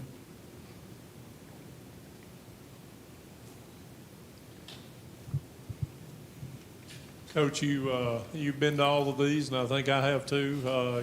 You've been the longest tenured coach in Talladega County, and you've talked before about how forgiving the Fayetteville people are. Absolutely. And I laugh about that. But Fayetteville being a 1A school, 9 kids out of this last class just signed athletic scholarships. That's incredible. That goes up to 10 now. We got 10. Yeah, and you got 3 guys sitting next to you that Right. 2 months ago played in a state championship baseball series. Yes. Talk about this class coming up and your thoughts on this football season coming up. Got 9 of the best kids that any coach could ever have coming up as seniors. They're putting in the work. They're showing leadership. Press is all the time getting people to come, let's throw, just on their own. He's involved in going also to a place and working out as a quarterback. He goes and does that job. So we don't have any lack of leadership. We have kids willing to do what it takes to win. And I'm proud of all these guys. I'm sitting amongst some of the best guys any coach could ever have. So really appreciative of what they bring to the table. But the hard work is going to get where we need to be. And everybody on our team knows that. We're not the biggest team. We're not the fastest team. But, this team is very resilient. And we had 12 seniors graduate last year. Like you said, a lot of them went to play at the next level. That's great. They signed, go to play at the next level. We're pulling for them. But now these guys, it's next man up. So these guys, they're going to get the job done. I got no doubt about it. Looking forward to the season. I see great things ahead for us. Well, when you talk about the season, I want you to talk about your region, but also out of region, you got Childersburg and B.B. Comer, which are, bigger schools. You're used to that, but you're kind of in a very tough region. Talk about your schedule this year. Well, it's not the SEC West. It really is. We got one amen corner down there at the bottom of our schedule. We'll play Winterburg, Lochapoka, and Wadley all right there together. So it's a tough schedule, but we got resilient kids, and we feel like we left a lot on the field last year. We were a couple plays short of just a super year. Even our last game against Berry in the playoffs. So our goal is this year not just to go to the playoffs, but to go further, to go deeper, to see what can happen this year. We feel like we got a lot of unfinished business to take care of. So that's our whole thing this year is, take care of that unfinished business. But, the thing about having Winterburg and Childersburg, they're close by in their rivalries. B.B. Comer's always been a rivalry with us. Childersburg's turning into that. Very excited to be playing those guys. And Coosa Central, I think Coach Flowers has done a marvelous job there. And he's got those kids playing ball, and it's going to be a tough game for us to play. I don't see easy games on our schedule. And it's one of those years, but I got the guys with me now to take care of it. Coach Bruce Carr with the Volt 100.9 WFEB. Talk a little bit about the staff that you have at Fayetteville. I know you got some great coaches down there, and you mentioned your administration, which is probably one of the best in this part of the country. Yes, sir. Talk a little bit about your staff and what they mean to you and what they bring to the table as far as assistant coaches are concerned at Fayetteville. Well, got a great staff. Coach Matt Moore, I believe, is the best defense coordinator in the county. He's a film junkie. He's a film rat. He stays there watching all the time, and he does such a great job of breaking down film. Really appreciative of him. Josh Contrell, he's my right-hand man with the offense, and we do a lot of things, and we're an RPO style offense. So and he really comes in handy on that. He does a great job. His dad, Bruce Contrell, Bruce, he was in it for years. I don't know how long, 20 years he was coaching, and he does a great job there for us. And just all of our volunteers, a lot of people talking about, well, I've only got 2 coaches on my staff and the rest are volunteers. No, I've got 9 coaches on my staff. It doesn't matter if they're getting paid or not. These guys do a tremendous job. They do a really great job. Mark Van Zandt, he's going to be coming in doing our offensive line this year. I think you know Mark Van Zandt. He's a great guy, does a great job. So I'm very excited about all of my assistant coaches. And I got one stepping up now, Coach Seth Thomas. He's going to be our new junior high head coach, but he's been working with us all summer, helping us get prepared. And so a lot of activity going on right now, but all the coaches are making it possible. Everybody does their job on the practice field, and it's really fun to watch. We've had 2 of the best practices so far that any coach could hope for right at the beginning of the year, and their heads are already in it. You know, you get to play the game of football, you got to be in it mentally, but also spiritually. You got to love it, but you also got to have the mental aspect in check, and our coaches help get that job done. They just do a great job. This question is for the players, guys. What positions do you play? And without getting in trouble, what is it like playing for Coach Limbaugh at Fayetteville? I play quarterback, and Coach Limbaugh, it's phenomenal being under Coach Limbaugh. Anything I ask, he's always there. He's like another father figure. I mean, I can just ask anything at practice, anywhere, anytime. And he also has a very religious background. I love that and that leadership aspect that he brings to the team. I play quarterback or receiver and corner. And playing for Coach Limbaugh, I feel like he really works to make us better people on the field and off the field. Like he's working leadership both ways, trying to make sure we're being the best people we can.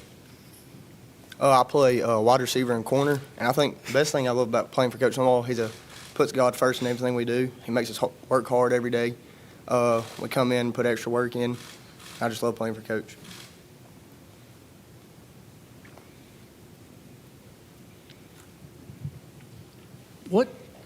What did last year's success, what kind of effect did that have on some of your younger players on your football team?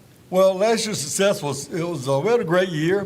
Like I said, we left ourselves short a couple of games. There's a couple of games that just stay with me all the time. Now, I was telling the kids the other day, at least a couple of times a week, I think of the Wittenberg game. We were out there on the edge, had a pump blocked, and they scooped and scored for a touchdown. That was the difference in the ball game. Things like that really kind of stick with you. But we did have a good year.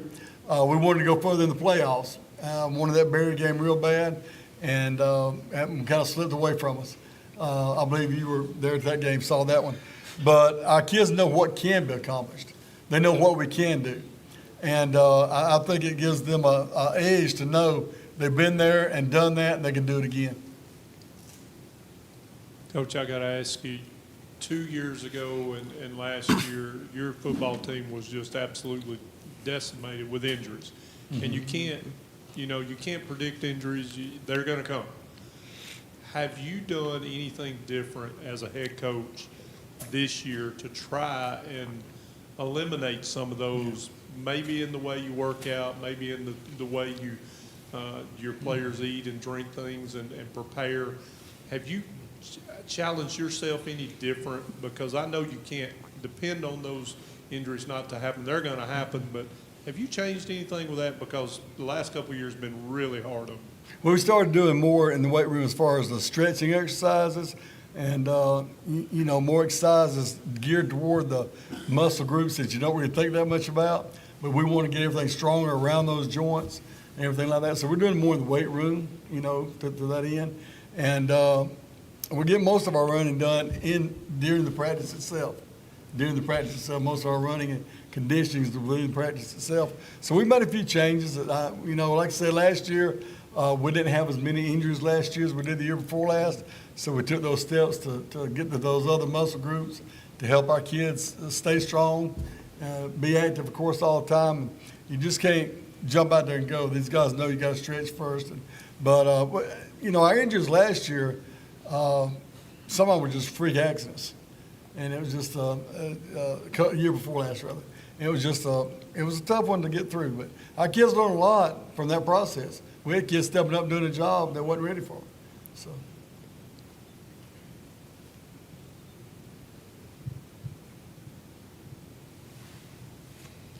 How would you describe the kind of football players that you coach at Fayetteville? Our football players they're intense. They love the game of football, and that is so good for a coach. When you see these guys ready to hit, right now they want to hit. And, state rules, we haven't been able to. We're going out in shells today, and full pads comes later. But, we take this thing one step at a time. And I have every day kids coming to me and say, Coach, we're going to be able to hit today. Coach, we're going to be able to hit today. They're resilient, but they're scrappy on the football field. And like I said, we're not as big as some teams, but, hey, get low, you can move anybody, right? If their feet aren't on the ground, Coach, they can't run with the football, right? That's right. That's right. Absolutely. A little bit about, Coach, this is your 15th year now. Congratulations on that. Not many coaches can say that anywhere, no matter what level it is. But going into the season, offensively and defensively, I know you got players in different positions that you can count on and so forth. But what will offensively and defensively look like for Fayetteville this year? Well, defensively, we're going to be very stingy. We don't want to give up that ground. We're going to control the edge. And, Coach Moore's done a great job with that. And offensively, we're pretty balanced. We run an RPO-style offense. Our quarterback, Preston Duke, he has an ability to run. He's very fast, very elusive. We're going to make use of that. So, if you can outguess them 50% of the time, you're going to make some plays happen. And so they don't know if we're going to throw it or run it, and we're going to make them make a decision. And I'll bet most times they're going to make the wrong one. So we run different formations. It's not just one set thing we do. We run different formations, a lot of the same stuff out of those formations. But I'm very excited about our offense, moving the ball, getting the ball fast, moving the ball down the field quickly. That's who we are.